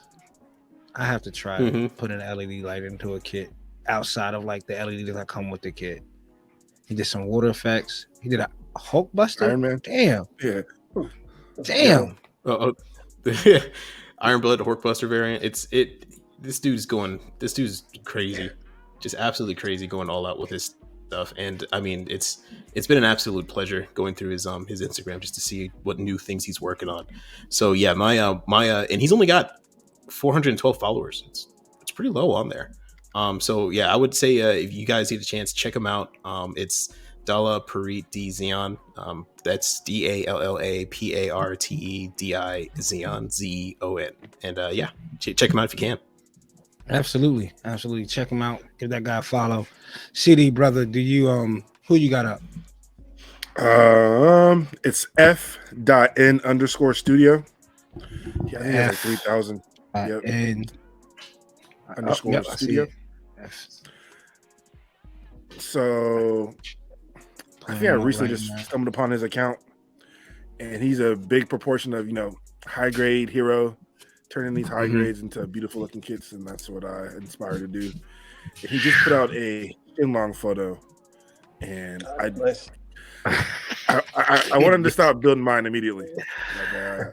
I seen this yesterday. I was like, yeah, I need to come back to mine. So wow, this is wait, is that HG? Yes. Yep. The high grade. He built the sword for the HG. Okay, cool. Yeah. So that's crazy. Yeah. I had to put my Shinlong down after seeing this because I was like, yeah. That's leg extensions, scribing, painting. Like, this guy he showed his ass on this, and yeah. Damn. Kudos to this man, and all his pictures too. If you scroll down, like, he takes good pictures. Reminds me kind of like G Reworks, like you see. The exam. Oh, that's too, tough. like, oh wow, that's cool. That's the Naoki style, right? Yeah, exactly. Yeah, Naoki. Yeah, that is tough. This is that look up picture set always makes things look good. Naoki, the Neo, the market on that one, and then showed people how to do it, and everybody was like, "Yep, there we go." Yep. Yeah, right. So. Yeah, this man spazzes, and like I said, high grades, man. Like, the work he's doing on these high grades is something like I personally want to do. I feel like there's not enough people who don't give love to high grades like they really should be. So go high grades. And look, man, I'm always with the high grades, man. Thank you. Love my high grades. There you go, Austen. That looks amazing. Yeah, right. No, I saw that literally the second you were passing by it. So and I like flowers, man. Yeah, I like the aesthetic look of the page too. Like, everything, all that style flows to the left, and he got it to the right, and then lay him down in the middle. That's dope. How do people do that, by the way? Actually, no, that's a talk for a different time. Because no, to be honest with you, it's real simple. It's like you just have to time it, right? I'm assuming that's just timing. Like, okay, every other picture, right? Like, I'm gonna drop this photo. 2 photos later, I want to drop the same photo. And it should all align up. So if you scroll back up real quick, exactly that. If you notice, like, sometimes we'll do it backwards. So he'll do the one of the picture of the sky first, and then the other 2 photos. So that's how it'll line up. So so it'll travel from right to left. Yeah. Okay, exactly. Because I see people having these double pictures, or even like quad pictures, or six pictures, and apps and shit like that. You have to find certain apps to cut up pictures and stuff like that. But to get them lined up and designed like this, it's like a catalog. It's like a magazine. It's like you're strolling through a magazine catalog, which is beautiful. This is nuts, Nemo. Hey man, I'm a sucker for high grades too. Now, don't get me twisted. I love a good high grade. But that's what's up, man. Y'all go follow this guy. This is F.N_studio on Instagram. High grade enthusiast. No bad days. We appreciate the work. He does have a YouTube, so go subscribe to his YouTube if you haven't already. Man, Tim, you have anybody you want to shout out, man? Yeah, my boy Achieve Gunpla, man. Oh yeah. Yep. Yeah. If you want to talk about looking at some scribing work, that guy is on point. And it's funny, like I remember when he started scribing and then got to this point. Yeah, he's Like, been dropping some crazy videos too of like the process and stuff like that. Yep. His stuff is always, we talked about his stuff before. His stuff always looks good too. I- Flat. it's clean. Clean. That looks like it's right out of the box, man. Like Exactly. like no spatches, no like I can see, man. And then he's been dropping these like His paint skills, even that, like you don't understand how hard it is to have a nice, clean, flat paint. No bubbles, no little pieces of hair, no fucking dust particles. Dust. Oh god, dust. No fingerprints. Fingerprints is a huge one, man. Like that's a huge thing. Like I don't think people even understand. Like you will seal a fingerprint in so quickly. You do not use gloves. I argued with somebody one time. They were like, "Oh, you don't need gloves when you're building." I'm like, "You don't, but if you don't want fingerprints on shit, like you should probably use gloves." Like, yeah, I mean, you can drive without a seatbelt. Yeah, exactly. there are definitely things that you can do, but sure, if you want it to look perfectly like neat, but that's one thing I've been doing. I've been definitely painting with some latex gloves when I start putting pieces back together just in case, and especially if you're doing like anything chrome or like plated, like the Phoenix RG. You're gonna have. I need get like 2 pair of cotton like gloves to work with that because you can't touch it. You can't. I mean, and that has to go right into like a display box when you finish. Yep. The dust on no because I put up the master grade Phoenix Go plated. I was like, man, after a while, like, golly, I'm glad nobody can see this up close. Gray. Yeah, I know. Like you're like, man, the smudges and all that. So it's tough when it comes to painting and making sure everything looks clean and flat. And Chief Gunpla, keep it up, brother. You do a hell of a job when it comes to keeping kit looking pristine, and the photos look amazing too. Another high grade hero. Yep, love him. Keep it up, man. Keep it up. So next up, we're gonna skip 30-second game. I know that would be fun, but I think last time we went kind of nuts. We're gonna get into some spicy hot takes. And this is the fun part. We got Tim in the studio with us now. Shout out to Nu.Type Tim. Make sure y'all go follow him on Instagram, TikTok, all the above. But we have some hot takes. It's time. Man. Yeah, it's time. Don't run. It's time. Don't run. Yeah. People on Spotify, Austen is stretching out now. Like scooting under the shit like that. I'm not gonna So shout out to Austen. Austen, you're up first, buddy. What is your hot take? And you better have some backing, brother. This is obviously hot takes. Everybody's entitled to opinion. Yes, we know, people. Everybody has their opinion. But there's some stuff that's kind of universal. Some stuff is like, you know what? At this point, this could be a fact. And this is what makes it fun. This is why y'all watch First Take. So shit. We all know everybody has an opinion. So go ahead, Austen. What is your hot take? My hot take is going to be that antagonists are the antagonists of Gundam have always been better than the protagonists. They've had a history of them just having, in my opinion, better character arcs, better story development, and even the ones that don't have that much of a character arc are still more interesting in their respective series to watch than some of the protagonists. I had a long discussion with another person on Instagram about IBO, and I'll say this: I watched it again. Mika is not a bad character. I do like Mika, but I mean McGillis, more interesting. Yeah, that's true. Zex Marquise, more interesting than Hiro Yui. I'm sorry, Coop. I stand behind my man Marquise. I stand behind the Peacecraft. If I could put some, I'm a Peacecraft family, man. You're part of that family.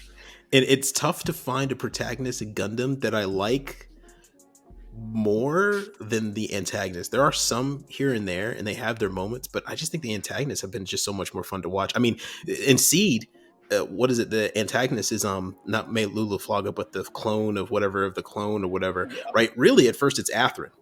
And Atherin Right. is more of a protagonist in Seed than I think Kira ever was, because Atherin has an entire character arc that comes full circle at the end. And then Destiny, they ruin it. But I mean, we don't talk about Destiny.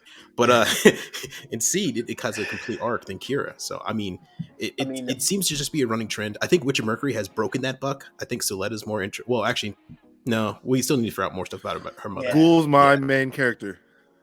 Ghoul's your main character. All right. I believe it. But take 00. Alial Sanchez is one of the most interesting characters in Gundam 00. Yeah. He literally created Setsuna FSA to be the main character. Not created, but sets him up as like that is his core identity. Is the bad guy in Literally. Like, You might be right. You might be right, Austen. You might duck the fire. I'm running through, like, you got Zeta, Double Zeta, then you go, obviously Char and Char's. Even Char has a movie. I'm sorry.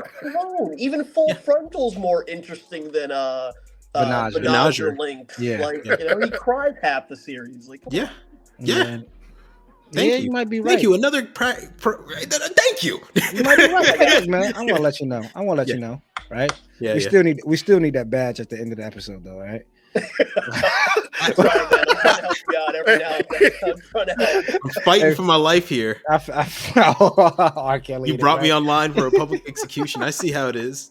I'm going to start my own podcast. It's going to be the Upgated podcast. What about narrative though? Would you guys say Mr. Crazy Boy? He's a no, God no. Yeah. He's like more, a walking chess piece. He's more interested in Yona. I think his that's a good point. I don't know. He don't really go into his story. To be honest, I don't think many of the characters, other than the woman who is the psychic, were very interesting in narrative. But the story flowed pretty evenly for all of them. Yeah, I think what we found most, or at least I found most interesting for narrative, was the mystery of the Phoenix Gundam in the series. In it, that's kind of what drew the story of the interest. And the characters were kind of side characters to figure out what the mystery was, rather than like the bad guy being interesting. He was just a fucking psychopath. That's all. Yeah, literally he was just crazy. Yeah. He was beyond nutso. Great segue. Go ahead. To my hot take. Oh Lord. Uh-oh. That narrative is the second best Gundam movie behind Endless Waltz. Due to that reason, there's nothing bad about narrative. There's nothing bad about narrative. People want to hate on it just because it's not typical. I don't want to say typical, but I think a lot of people don't like Unicorn. So a lot of people don't like. I come across a decent amount of continue. I'm already unhinged. Go ahead, I come across a lot of people that don't really like Unicorn. Like it stops at like Char's counterattack for them. Like that. Like anything after that is like, I'm all right with it. But the narrative. The suits are crazy. The Gundams are crazy. I mean, the idea of the A-Pack, B, and C-Pack for the narrative Gundam was pretty dope.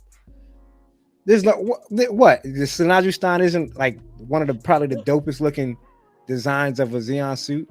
I think that's the only good suit in that whole show, honestly. The Phoenix? Yeah, no, the Phoenix you can keep it. The Phoenix.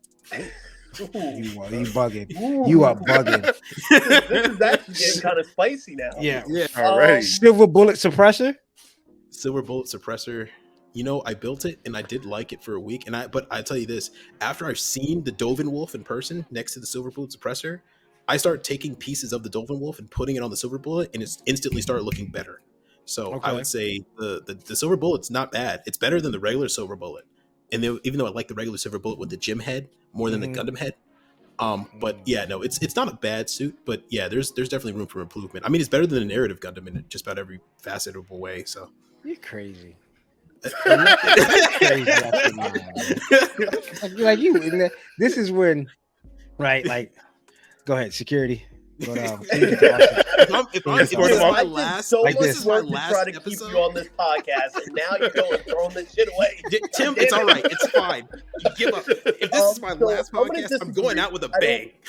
I don't think narrative Gundam is second to Endless Waltz. Like Endless Waltz is definitely top up there. the only reason why I say that is because, like I said, there aren't any clear characters to me that kind of hold the story to itself. I Okay. think when we look at something like a Hathaway's Flash, like to me, Hathaway's Flash, even though that it's one of 3 parts, is my top Gundam movie. Because one, it continues the story of this kid, but you don't need to know this kid's story to understand what's going on within Hathaway's Flash. You're like, all right, cool, there's this spy dude who's out here trying to figure out who this other guy is. And that is a clear-cut new story there. The problem that I have with narrative is that it does require a lot of lore in the past to understand what's going on within the story. So to know why all these weird, flashy space pieces are flying around and why he's seeing people, you need to know a lot about the Nutype lore prior. Yeah, that's but true. Moving into, I would say for me, my number 2 after Hathaway's Flash is what you call Endless Waltz for that. You know, narrative for me, knowing the Gundam series comes in around like maybe 4 or 5 after like Stardust Memories and a few other ones. But in terms of like the way that the suits are designed, you are crazy, Austen, that those suits are fucking amazing. Like the Scheherazade for the Jake Scheherazade A pack and B pack, solid. There doesn't come better than a full funnel approach to that. Right. How do you not like the massive? That is one of the only big unit suits that I can like definitively say that is designed amazingly, that makes sense why it's designed that way. Every other one, when we really look at it, is just shit put on top of shit, put on top of shit, just because we wanted something big. But when you look at the narratives pack, it's like, no, this thing needed to move as fast as something that was moving at the speed of light. Yeah. And shot through space. Like, I think in terms of the concepts of why they are designed, they're designed really well. And even the silver bullet suppressor, when you think about why does it have all the arms, the beam magnum is way too powerful for the kit.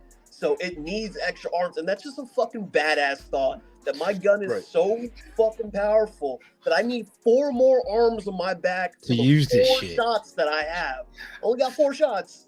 And I got 4 arms. I'm about to take the pit bull off the leash. I'm about to take the pit bull off the leash. Go ahead, Austen.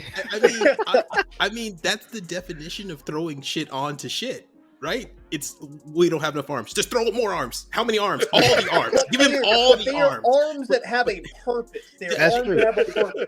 They do have a function. But I'll say this back to Hathaway's Flash, because you made a really good point. Is that I actually think it actually works better as a film if you don't know the backstory, because now there's this whole air of mystery of figuring out who this terrorist is and what's going on, and it kind of slowly devolved. I actually think it's I didn't think about it that way until you said it, and that actually pulls it up in my list, because Hathaway was like at a good 4 for me. I liked a lot of the sequences in it, but that's because of my backstory. But if I'm thinking of a new person coming into it, it actually is a bit better than that. And that's why I love that story. Like of it is, it's not only do you get if you're a James Bond fan, you get the mystery out of it. If you're a mech fan, you get that mystery. If you want a weird love story, you get that. But you also get tied together the pure core fundamentals of what Gundam is too. Of like, war fucking sucks. Let's not do this thing. And I think that's why it's pieced together. It's such a great staple of Gundam lore. But also can stand alone by itself with the history of both fans of the series and new people. And it even touches on the fact of corruption is so rampant that sometimes just clean the light, sweep clean might be the only way. Even then, there's some moral tippy topsy playing that we're doing to achieve that. But no, the designs for the go ahead. I said Hathaway's Flash would be will go down. The series will go down as the best Gundam series. Months ago, it has the potential. It has the potential. You did say that. Yeah, I just want to definitely has. I just want to put something on his head that I said that because I already. I feel you. I mean, I had it. Believe me, I had Hathaway right before we got on. I had Hathaway number 1, but then I was like, I can't really give it number 1 because I can't put it. I don't know 2 and 3. It's incomplete, and it's just back in the day, you get that eye on your paper. Your teacher pass it back to you. You got that eye, red eye with a circle on it. That shit don't go in a grade book. You know what I'm saying? It's incomplete. So you can't give it a grade. And if you've read the book, if they hold up the ending and they do the ending as it is intended, it will go down as probably one of the best endings in Gundam ever. So yeah, it has potential to be the best Gundam has ever been. I need the book. Yeah, you can find online for really quick, easy downloads and stuff like that. But but the designs for narrative, just never did it for me. What movie has a better group of mobile suits? A better group of mobile suits? Like, just in its entirety. In the entirety? Yeah. Man, I mean, the Endless Waltz has 2-3 good suits in it. 2 or 3 good suits. Yeah. Oh, sorry. Yeah. Hey. Wait a minute, this is my last episode. That's right. Never mind. Yeah. You really go for the judge there at this point. Go off then, Austen. Yeah. It has the Serpent, which is a G. It has the Heavy Arms Custom, which everyone loves. 911 was your emergency. He's at this point, he's trespassing. He's blatantly fucking trespassing. And it's got the Tall Geese 3. I do like the Wing Zero, but the wings sometimes are a bit much and the shoulders are a bit much. But that's going to be a custom. So, it's that is the build, right? What you're explaining for the people. No, design. He's the design, but the shoulders are too much. Like when you're watching the movie, you don't sit there and say, "Hey, the shoulders are too much." No. You're right. You're right. When I sit there and I watch it, I was like, this is a bit silly. The wings. The iconic wings. No. I'm messing with you. I didn't even think about that at all. I just thought about the Heavy Arms as the top tier. Okay, so when you're just watching the movie, there is the Death Sight is pretty cool. Actually, I like that Death Sight more than I like all the TV versions of the Death Sight. Hey, I'm with Austen. Endless Waltz Death Sight over all the other ones.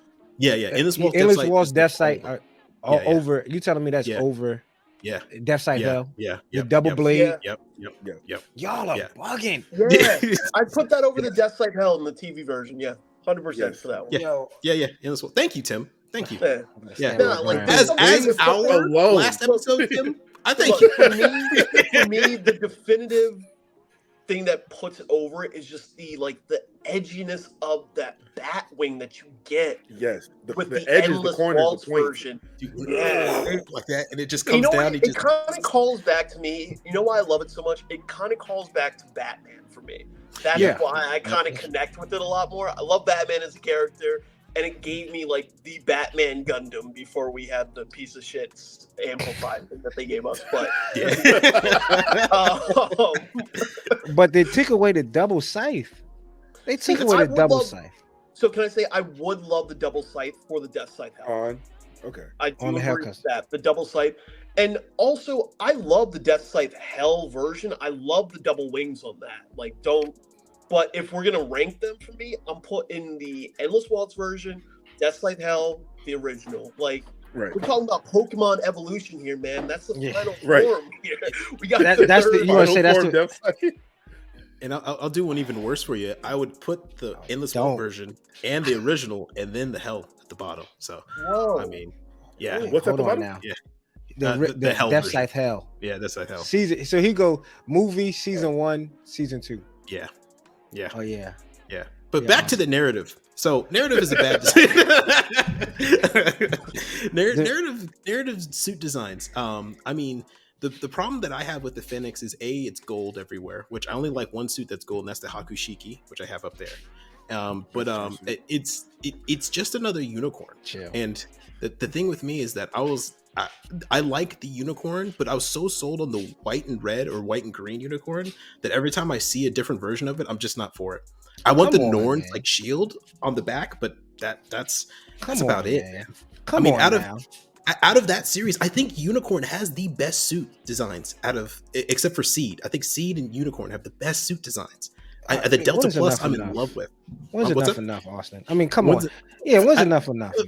What do you mean? The Banshee, at this point, you just want to be the rebel. You just want to go against the grain. You know what?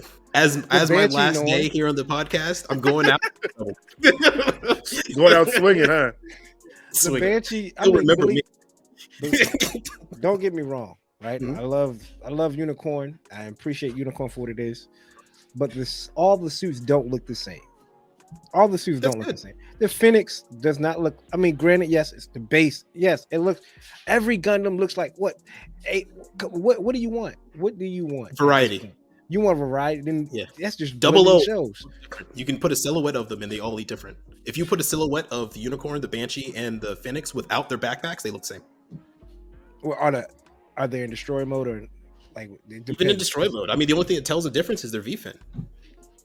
That's not variety. That's me changing a part. Yeah, I feel you, Yeah. but that's always been like that though. No, it hasn't. I gotta agree with Austin on this one.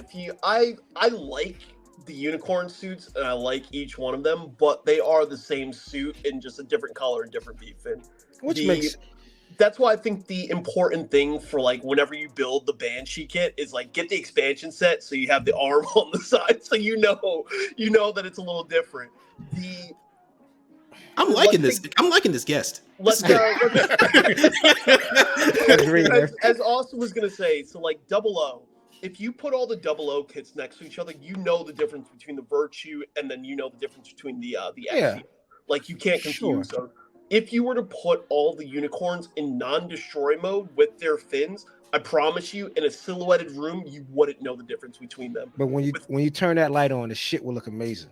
I agree with you. I love all of them, but I do think I don't like Gundams where the only differentiator between them is the extra sets to it and maybe like a V-fin that goes with it for it. So we're talking about Wing Gundam versus Wing Zero. No, because you have the extra wing backpacks towards it. You have the double gun. The legs are different with like a few thrusters on it as well. That's why I like that's why I don't like the Sandrock Kai versus the the normal. And the heavy arms too. Yeah, the heavy arms. The heavy arms. You just gave it a double one extra barrel. It gave one a fucking Uzi. Like, boo. There's no variation. But when you look at like the Endless Waltz versions of them, they do have very good extra portions to it. So that's my big thing when it comes to the Unicorn is that they are the same suit throughout all of it with extra portions to it. But sometimes when you're buying the kits, like they don't even come with the fucking extra sets. Like I had to buy a P Bandai version of the expansion set to my Unicorn, to my Banshee over here. Like that's fucked up. But Austin, you really just took away like what makes them different though. Like if they all silhouetted and I see the Banshee Norn silhouette, the Unicorn, and a Phoenix with the double wings, I could clearly tell the difference. And you're like, you know what? Fuck that. I'm gonna strip that away and you tell me how they look different. Well, yeah. you take away the damn what makes them unique. That's called design. That is what design is. Fair enough. I mean, there's no anime characters that have the same silhouettes for a reason. I mean, fair enough. All right. I still think narrative, the characters, B-list, right? And not really, you really don't need it. The story for the characters are dope enough to carry along. The suits it's a dope story, right? A totality of everything. The suits, the story, the antagonist, what's behind the scenes, the lore moves it up to at least top 2 for me. And I know I said the whole opinion and for me bullshit at the end, but at the beginning. And I'm not following. I hate that shit, man. I'm not following the fucking sort of for me. Hell with that shit. I'm standing behind it. The totality of narrative puts it top 2. You don't get what Gundam movie you can sit there and be like, all right, the lore of this makes this movie amazing. The suits make this movie amazing. The story and the mission behind it makes this movie amazing. Not a whole lot. I mean, Char's counterattack. There's not a whole lot of Gundam movies that are not OVAs that are condensed into a new movie, like an actual just movie to run through. I still think Trailblazers. Trailblazer. I think actually Trailblazer is actually pretty good in my opinion. Shit. Yeah. They fought symbiotes, man. Yeah. Yeah, they did. Yeah. Oh god. And then they just fly off into another universe at the end of the movie, dog. Oh yeah, you're right. They fought. And for the people out there, we're talking about Gundam 00, Awakening the Trailblazer, and they fought symbiotes. They fought Venom, pretty much. Pretty much, yeah. In the Gundam series, I want you to put that. So, you got Thunderbolts 1 and 2. Thunderbolts 1, but I don't know if you want that. That was an OVA, right?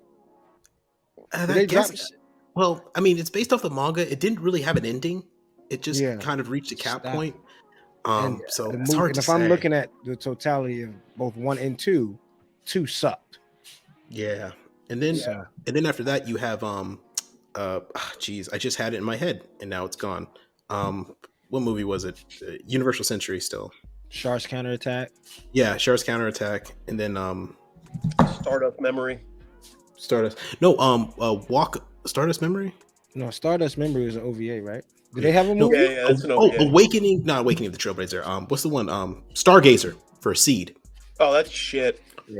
Oh, that's shit. I hate. All right, let's just put this out there. I'll let people know. I fucking hate Seed. There it is. Seed is such a bad fucking series. Like, Seed is that might be my spicy hot takes. Seed is a shit series. There it is. I don't think I like this guy anymore. I retract that statement. Mute his mic. Kick him out. No, like the entire premise to Seed is like is this. I don't know who's the bad guy. Now you're the bad guy. Am I the bad guy? Yeah, I'm the bad guy. No, you're the bad guy. Now you're the bad guy, but I'm the bad guy. And it's like, yo, how many fucking hundreds of episodes can I watch of this shit before I'm like, who's the bad guy? Who is the good guy? Like, there is no clarity in like this entire series of like why one person becomes bad. It's just he wants to be bad now, and all agree with it. And like the whole Jesus fucking analogy or and all this other shit. I'm just like, nah, I'm good. I'm completely fine here. Well, I can't defend Seed. I think you're 100% right on everything, but I still think the suit designs. But the suit designs. Look, the suit designs, top tier. Yeah, top tier. I wish there was a better story that went along with them. There is. It's called Stargazer. Stargazer. You're a Stargazer. It removes. I was looking up at my fucking ceiling the entire time that movie played. That's what I was gazing You're at. a Stargazer. How about that? How's that sound? It takes the whole premise of what they were trying to do with Seed, and they actually succeed in telling a story about the idea of humanity moving on from war to gain something more. Now, I will never tell anyone that you would have to go watch Stargazer to understand Seed. Matter of fact, if you want to skip Seed entirely, that's fine. I think the Astray series might be better for most people if they get the manga. But I just like the suit designs in Seed, and I like Kigali, and I like Atherid. So that's where my stance on it is. I can't fight Tim on most of the stuff he said. No. So when you look at Tim, was that your hot take? It might have been. No, I got another hot take. I got a. Oh God, we haven't got everybody. Oh, go ahead. Go ahead. So when you look at it, narrative just keeps bumping up and bumping up and bumping up. So I appreciate everybody making my point strong. No. Awakening the Trailblazer. That doesn't make any sense. No, narrative is bad, man. I mean, come on. Let's be frank. Fast food is bad. Narrative is not bad. No, it's not. Narrative is not bad. It's a good movie. Subpar. No, it's a good. No, it is a good. And I'm not going to try to sway your opinion here, but narrative is a good movie because one, you could come into it completely blind. It does two things, and I'm gonna like humble brag here. We did the movie premiere of Narrative in New York City. Project Nutype did it. Mm-hmm. So like we sat there, we saw the stuff, and we got like an understanding of like what the movie was supposed to do. And the movie was supposed to bring out people who knew Gundam from the history of it, but also bring in new people to the actual franchise of it. So it was pretty much the stepping stone and the launch to all the other stuff that they wanted to do. And I think what the Narrative movie did so well, and it does do this well, it gets you to like it doesn't do it as well as Hathaway's Flash, in my opinion, but it gives you very quick chunks of this meteor crashed in Australia, some kid had a vision about it, all this other stuff in between happened, and this girl got all fucked up in the middle of it, and now they're searching for this person for the entirety sake of saying, like, this other Gundam, this other unicorn Gundam literally turned back time, and we need to stop this machine from doing that again. So absolutely. I think in terms of making you want to go and understand more of Gundam, it does that job very well, because you can still sit there and watch that movie in its entirety and not wonder what's going on, because it gives you enough. It gives you sprinkles in the space magic there of what a new type might be to say this is what happens. Gives you enough of what happened with Benager to not like what the fuck is going on here. Give you a little bit of Char's counterattack. Exactly. Yeah. And then it still pushes forward the narrative of Gundam, pun intended, of, giving forward, like, all right, here's a new person, here's a new suit, here's a whole new story that we're pushing forward. I think it does that really well. And go ahead. Sorry. Go ahead. I was gonna say, like, the only thing that I have an issue with it is that, like, the characters aren't as fleshed out, but it's only it's a 90-minute movie. You can't ask to have characters fleshed out in the Gundam sense the same way. I don't think so. Exactly, and I think the rest of the story and the suits can carry the fact that they carry the fact that the characters aren't fleshed out. It doesn't have to pique your interest to go look elsewhere. And it pulls it up. Exactly. All I'm saying is that, especially when it comes to that movie, everybody always talks about it. It's okay to bring people in; they don't have to know. Like, I understand that. My issue is the mission of the movie was to bring people into Gundam, but wasn't exactly meant to be the good movie itself. For example, I think the writing in it is a little bit not only witchy-walky, but the characters aren't, as you said, aren't fleshed out. I mean, one easy determinant of it is that in the entire time we've been talking about it, no one's even said the main character's name. Yona Basta. You know it, right? But yeah, it's Yona. What do you know about him? He was one of the I mean, personality-wise, what do you know about him? He's grounded, like he's lost. He's like I don't even want to say lost, but like he's like, there's a purpose of what he's doing, right? He has a mission to figure out where the fuck is his friend at. Okay. The person he grew up with has guilt and all that shit from growing up. Okay. So, and then you got, what's her name? Her other friend, Michelle. Short hair. I know these. Yeah, it's been a while. I mean, you know the names, but I mean, like when we talk about Benager, right? Behind his name is a whole host of emotional stakes that we understand that he's coming from. Right? 50 episodes behind his stakes too, damn near, man. Hey. Movies have 90 minutes to nail a character, and plenty of movies do it. You know Maverick's entire backstory in 90 minutes from if you watch Top Gun, and that movie has terrible writing. So I'm just saying, a movie can achieve fantastic things with character if you give it time. And for failing for that is more of a sign of them trying to achieve another objective that was more important than the actual story that was being told. So that's my gist of the movie. That's why Endless Waltz for me is pretty up there, but I think Hathaway absolutely nails it. I think Hathaway's a bit better, but I digress. I feel like we've been talking about this one for a long time, and we can totally talk about this forever. And I don't even think CD has his hot take yet. So, I mean, man, after this, I don't even know. I'm glad my hot take took it out there. So, CD, you want to come back to you? A couple weeks ago when we started this hot take. Oh, go ahead. Not even started. We talked about Coop saying that the full mechanics line is better than Master Grade. And I want to go that the full mechanics line is actually the least important line of all Gundam Kid. Least important line. Yeah. I'm sorry. Say again, CD. It's the worst, the most unnecessary line of kits. Yeah. Is which line? The full mechanics. Full mechanics are RE 100. If you notice, when you ask people their favorite lines of Gunpla, people forget about the RE 100 line. That's true. And so here's my thing with the RE 100 line is that I think it's an unnecessary line of kits, because instead of just making the master grade and putting that inner frame in, we're now wasting time with this random line that, like, why do we need it? And here's my biggest annoyance of it. The pieces are hollow. They're so hollow. I don't want to flick it. The plastic for majority of the full mechanics are very flimsy because they're so big. That was the big issue with the past 1-100 kits that we used to have as well too. You can't make a kit at that 1-100 scale without an inner frame, and it becomes very flimsy for it. So I'm not a hater of the actual designs of the RE100 kit. I think they are great. I love the designs they're coming out with, but you need a more solid inner frame for a kit like that, or else you're just putting hollow against hollow pieces, and it comes off and feels a little bit cheap for me. So that's why I can't stand that one. It's unnecessary. Yeah, just make the master grade.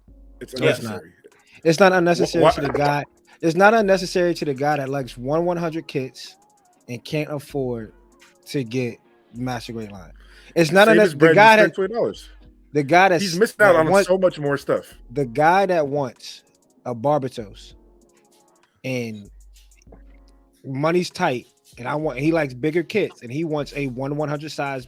I can either spend $33 and get this kit, or I can spend $60. Sure, if he's just snapping it together. Sure.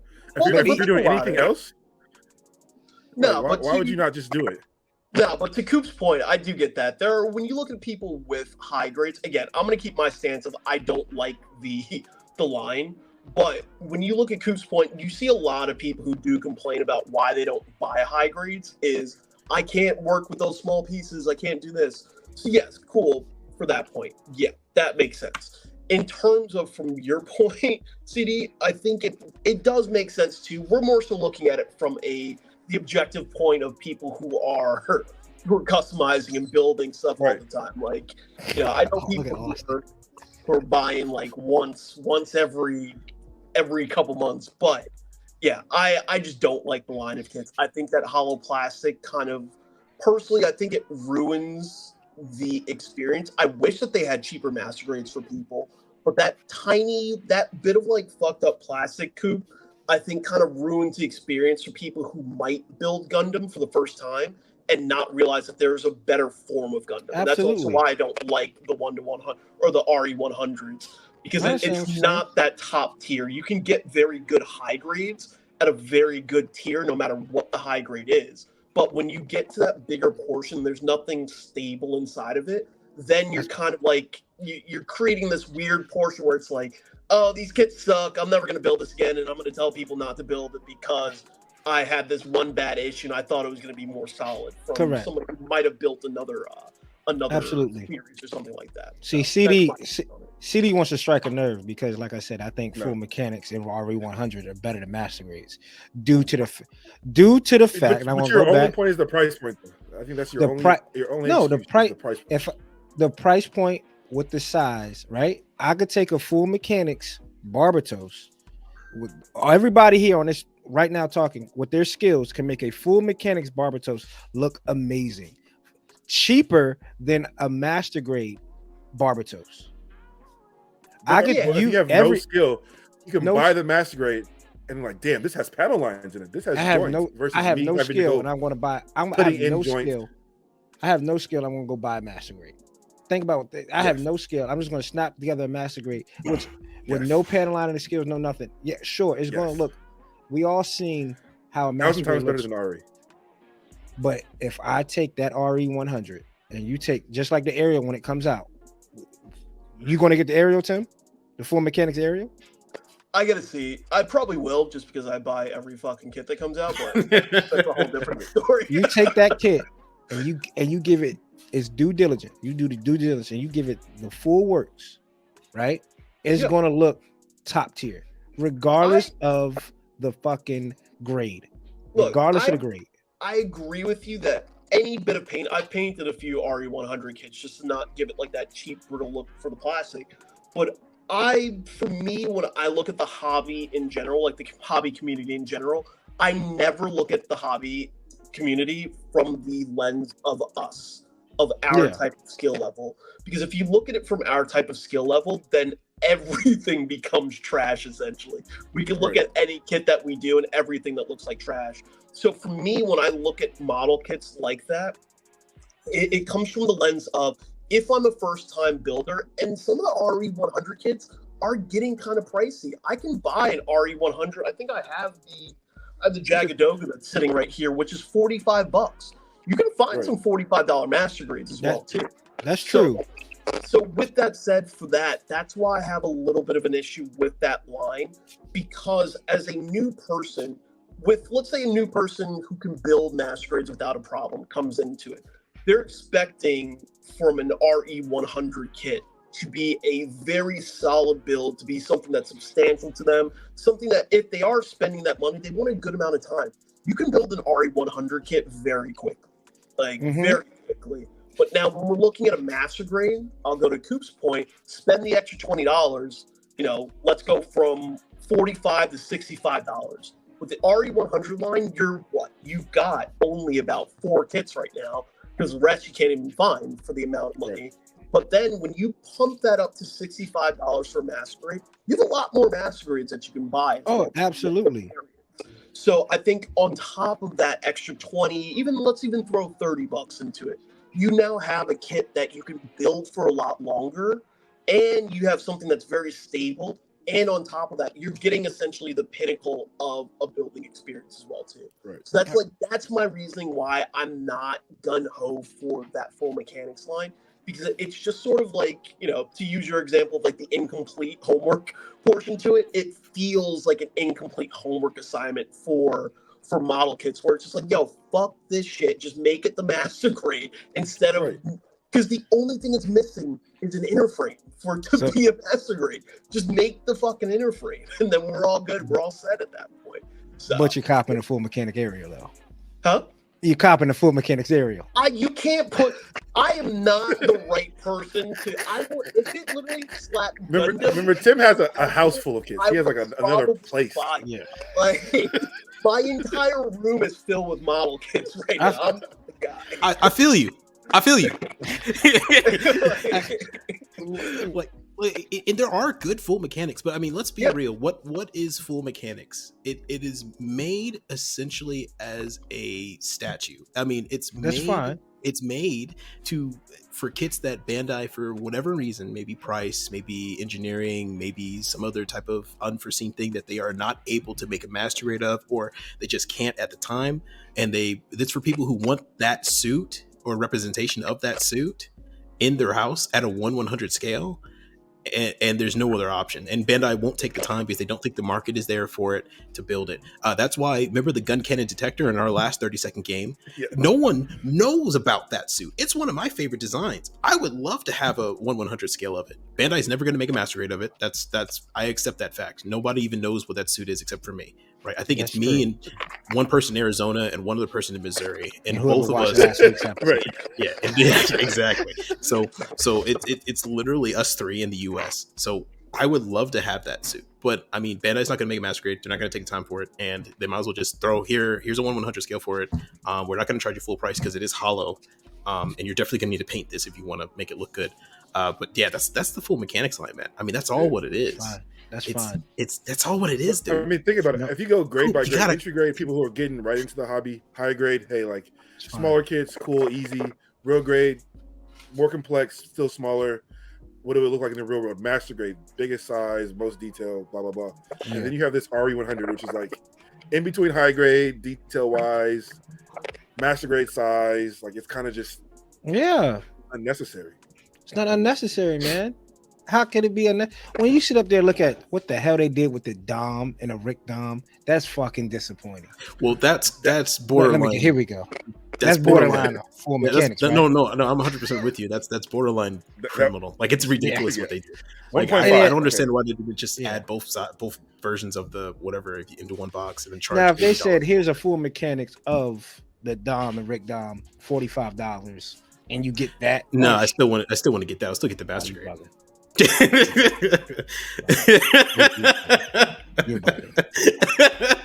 mean, and the RE100s now are $65. Like the Raider without before it was on sale, $64. The Calamity. That's a pseudo master grade anyway because it has an interface. Now it's a pseudo master grade. No. Like I said, some suits are good. That one I have it. It's right up there. Yeah. That one is a pseudo master frame, a master grade because it has an interframe, but not all of them do. And then mostly when you sit there and say it's a statue, I mean, granted, it is right. But how many people are really throwing poses and not just throwing it on an action base and having it stand still? No, a lot of people are. I mean, that's what the full mechanic line is. In the That's what it people is. do that with That's all master it grades. People I do don't that know. with Some perfect people grades. stand. I mean, if you want to move it, you can. With the full mechanics, that's all it's going to be is a statue. No, I want to. You can put it in some good poses. You can put that. I've seen that Lucas Rex in some pretty crazy ass fucking poses. I'm like, well, the IBO kits are That's because mostly, that's the only it. you know what? There's an asterisk behind everything with y'all. You know that. Fucking Raider Gundam. What? It's a pseudo. Well, No, don't count the Coop. Raider Gundam. It's almost a Coop, master. you keep on making points that don't apply to the whole line. That's the problem. Then you bring up IBO. Oh no, hold on. That has because it doesn't apply to the whole line. It's a series. Come on now. Now when the aerial comes out, it's going to be. Well, hold on now. Well, we don't know. The aerial's not here yet. Right? And when it comes out, it's going to be like, this is what they're using. This is the blueprint Instead of for the master. entire series. There will be an asterisk. We can't win for losing around this motherfucker, man. So it's unnecessary. That's all I want to say. It's unnecessary. Go ahead, Tim. Yeah. It's unnecessary. We'll get to Tim's hot take last. Austin, what's your hot take? I already did mine. Antagonist, protagonist. All right. Yep. Tim. All right, Tim, you on deck, son. All right. We'll take it. Here's my hot take, and I think this might either cause your entire channel to crash or whatnot. I think it's like infinitesimally harder to paint a kit in the exact same color than to recolor it. I think it takes more skill to do. Yeah, I agree with you. I think it's harder to paint a kit the same. No, I think it's flip. You have to have some crazy. CD does it all the time. I tell them all the time, your imagination runs wild. I cannot sit there and look at a kit and go, that color scheme, these 3 color schemes are going to work. These 4 different hues are going to work. I'll sit there and be like, RX, we building the origins. Okay, I need red, blue, and yellow, and white. That's all I need. And the red's being repainted red and the blue's being repainted blue. Sometimes I feel like I'm wasting fucking paint. I would disagree only because you want to get to that exact shade of color. So like for the Titan suits, to paint those, I had to wait for the Mr. Color Titan Blue #2 to come out in that exact color because every other thing else you could mix together just didn't work. Which is fair. I think it's harder to find the colors because if anybody out in the world is listening, please send me the link for whatever blue that is being used on the Heavy Arms Endless Waltz version. Please, because I don't know what fucking color I got to mix to get that motherfucker. Oh, Tim's got it. Let's see what we got. That looks like magenta. Nah, it's I know 2 colors. This, and it's like a mixture. There's like a little bit of green in it. Yeah, but I would like 1 color. I don't. Yeah, there's no one color for that color. That's a hard color. So when it comes to that, it's like that's one reason I haven't broken out a backlog. It might just be a fucking collector's item at this point. But I am like, I don't know. When it comes to saying, okay, I want to repaint this kit and I'm going to repaint this fucking kit a different color, I think it's extremely hard to repaint it a different color because you have to have some crazy imagination. My imagination does not run like that when it comes to recoloring a kit. CDs does. I give them that. So I think it's hard. I think I'm agreeing with Tim because I do repaint a lot of my kits because I've tried to, and on the back of the manuals where it says like 20% blue, 20% red. Yep. I've tried that shit and it's never came close. I'm like, I don't know if like I'm using the Mr. Hobby paints. I'm like trying to get it and that shit looks never anything like it. So that's why in my head I'm like, fuck it, I'm just gonna paint it my own colors because I'll never be able to match it. That's exactly why I started painting in like custom colors. So I'm like, to exactly your point, CD. I'm like, I can't get this shit like the way that I want it to look. Like, fuck this. I'm just gonna come up with these crazy designs for whatever. And that's the thing. Like, it takes a lot of imagination to come up with, especially for the Afrits that you were doing. Those are like awesome color schemes that you came up with for that. But it's like to come up with that. Yes, you need to have that imagination, but to 1-to-1 ratio to make it look perfectly the way I'll even use Achieve Gunpla for an example. The fact that he's able to recreate those colors perfectly is something that is an extra. Him and what's his name? Kensuke. Love that guy. The 2 of them make colors perfectly to the point where I don't even think people really realize how difficult that is to do, because it's just as difficult as coming up with the special color designs, because you need to know exactly, and also on top, if it's a special mixture and you run out, you need to make sure that you've mixed up that having to recreate that exact same way again. I remember, I forget what kit I was painting, and I ran out of the special mixture that I had, remixed it, and there were 2 different fucking shades from the front and the back. See, that's why I don't do that shit. Nope, that's why I'm not doing it. Then I'm wasted paint and I'm wasted time. My stress level went up. My girl wanted to. That's like the homie Mike, remember? Nah. Yeah, shaking his bottle, like he says, if I don't shake my bottle 100 times, like this way, 101 times. My wife, like it's 101 times. You gotta shake it to say, like, I'm not doing none of that shit, man. I'll get close. This blue is gonna work. This daggone Studio G blue is gonna be blue in my mind, because it also goes like the science behind it, right? Like it goes, I don't know, it's gonna be. I mean, you don't know what type of atmosphere they got going on at the Bandai plant. I mean, you got to go for humidity here, all that other shit when it comes to try to get something. What primer is the primer good? Did I use the right undertone? And I think it's definitely hard, but I think for me the easy way out is definitely recoloring it the same fucking colors as the kit. That's the easy way for me to go. Death Sight, you're getting black. like that's like I'm not going. I think Death Sight would look pretty nuts in a royal blue. Then the whole thing royal blue, and then I'm like, man, this shit is trash. And don't let it be a P Bandai kit. You're like, you know what? No. I think trying to, because this is the color I was talking about. Yeah. Right.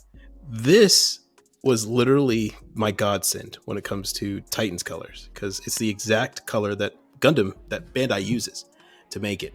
And I've recently actually kind of run out. This is actually empty. And it's so crucial to it that I don't make any more Advanced Zeta kits that I have that are blue until I get this back in. So I have the first one, the Titans Blue 1. Mm-hmm. And this is Titan. Yeah. Austin, what are you doing with it? You don't got to. Are you hand brushing that on or something? You don't gotta. Yeah. I just thin the hell out of it, and I go over nub marks because I don't have an airbrush system. Most people know I have rattle cans, so I when I have a nub mark or anything, I need to screw it out like that. I thin the hell out of it, and then just layer slightly until it's. My man gone. Austin could be investing over there, man. He could have 50 bucks. Serious? You rattle can everything? Yeah, everything. Yeah. Wait, what the fuck? Welcome to the party, baby. Yeah. That works even more impressive now. I fucking hate rattle cans. I hate them. Wait, why? So I gotta ask. I gotta bar this real quick. Why don't you have an airbrush set up? So, back in my original place, I didn't have I couldn't put an airbrush in there. For various reasons. So when I got into Gundam, I was looking at getting one, but I just didn't have the time nor the money at the time. But now I have the money and I have the time, but I have moved into a place that I should have probably.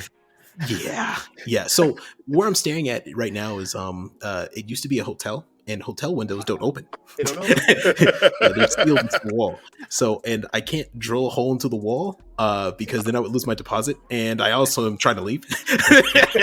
So, and I don't also want to die. So I can't do it in here. So I've been forced to stick to rattle can for the remainder of the year. Look, if you want to really rig something up, you might kill your neighbors. This is probably proof of it on a podcast. But get the waterfall spray booth, put that shit under your door, push that shit out into the hallway, and then boom, you got yourself a ventilated home. Hey, or lacquer your rest of your apartment. Go ahead. Just take the different approach. Just put I'll do you a favor. Just put a piece of paper on your window, and I'll drive by and I'll just throw a rock through that motherfucker. you got 3 days, man, before maintenance comes in there and fixes that shit. All right. We're gonna think it's kind of weird that it keeps happening. Yeah, right. Yeah. Maintenance guy is gonna be like, "Why does it happen every time to your window?" I got a lot of enemies. Comes to the door. Comes to the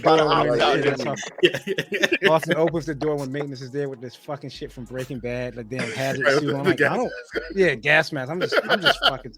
I got a rattle can in there. I don't know what's going on. What is that by your window? It's the waterfall.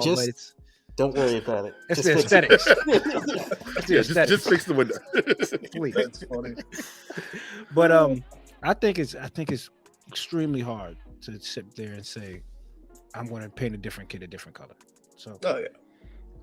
To be honest with you, so I just stick to, and that's why I always tip my hat off to CD, man. I think you haven't done any kit CD the same colorway and all your painting, right? Like they've all been off the dome, this color, whatever you're feeling. So I go in the box and be like this. Yeah, and grab it. Yeah. Austen does it. I mean, it works out. Austen, you do crazy work again off of rattle can. It's for you to sit there and be like, this is this gray and this blue. Man, I couldn't do it. You need a Titans time. rattle can. I know they have it. Oh my god, if they have a Titans rattle can, you guys wouldn't see me for weeks. Pretty sure they do. Yeah, They do? Yeah, I think so. They came out with all the Gundam colors for the rattle cans. They did? Shit's probably expensive as hell, but That's not an issue. Where can I find them? Wheels are turning right now. I want to say, well, no, Gundam Planet doesn't have any more. You probably have to look on eBay at this point. Yeah, probably because I think they did that. I know I've seen size to be red in a rattle can.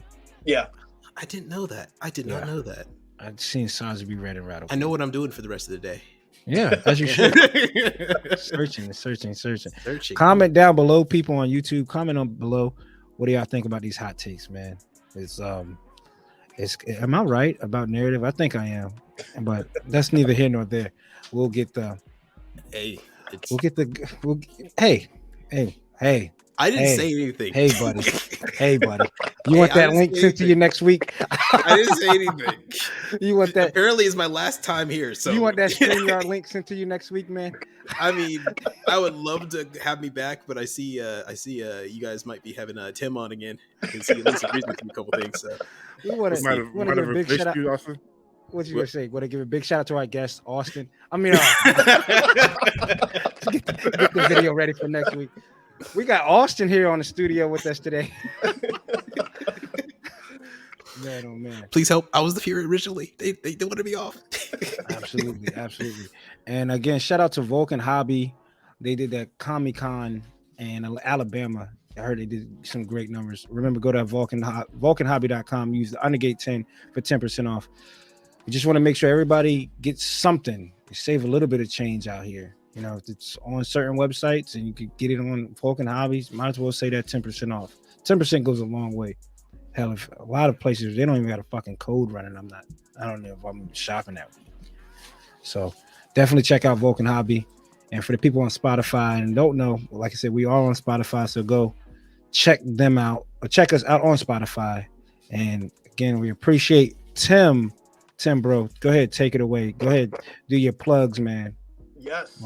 So I'm Nu.Type Tim. I'm the founder and CEO and many other titles over at Project Nutype. We're out here doing a lot of different things for the community, for the Gunpla community. We do our beer and build nights. We've got our regular build nights at all throughout New York City. So almost every borough we're about to be in for New York City. But definitely going to take the show on the road once we get things set up for that. But other than that, yeah, that's everything I've got going on so far. Our next build night is March 26th. So check out my Project Nutype page or my Nu.Type Tim page. The link is in the bio for those events. So hopefully we'll see some of you people out there as well too. And hopefully we'll see everybody here at some point at our events. Yeah, I'm making a trip. We'll make that trip. Got people in New York, so New Jersey. I got people in New York too, so hey, we can all go together. 8 hours ain't that bad. I've done it before. Oh, I'm flying. Yeah, you drive to DC, but won't. Come on, man.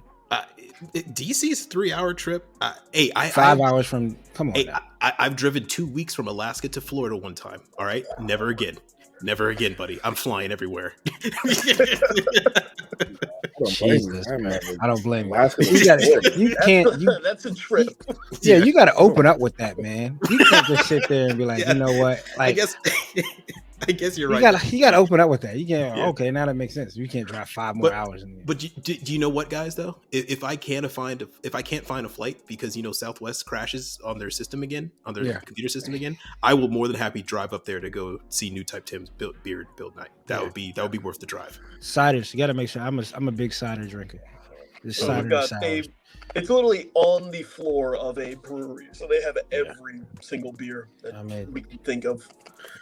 We need to have a podcast at the beer night. That should be Yeah, go Oh snap, that'd be dope. Yeah. Plenty of space. Absolutely, that'd be dope. I mean, I gotta at least you have cider. Definitely be able to convince my girl to sit down and stay for a little bit then with some ciders. Yeah.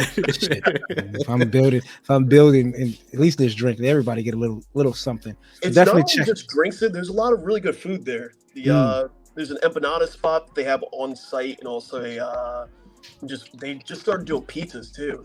Oh, that's It's really funny because we get a lot of people just sitting down for hours, and honestly, most people don't even build when they're there. Like it's people even just chopping it up, talking about model kits and whatnot. And that's the difficult part because I know Austen and I, we go to Hobby Town. We do our build days on Saturday, and it takes me 2 hours. Like I'll sit there, open up at 10, I start building. Then it's already lunchtime. I'm like, damn, I only got like half of a leg done in 2 hours.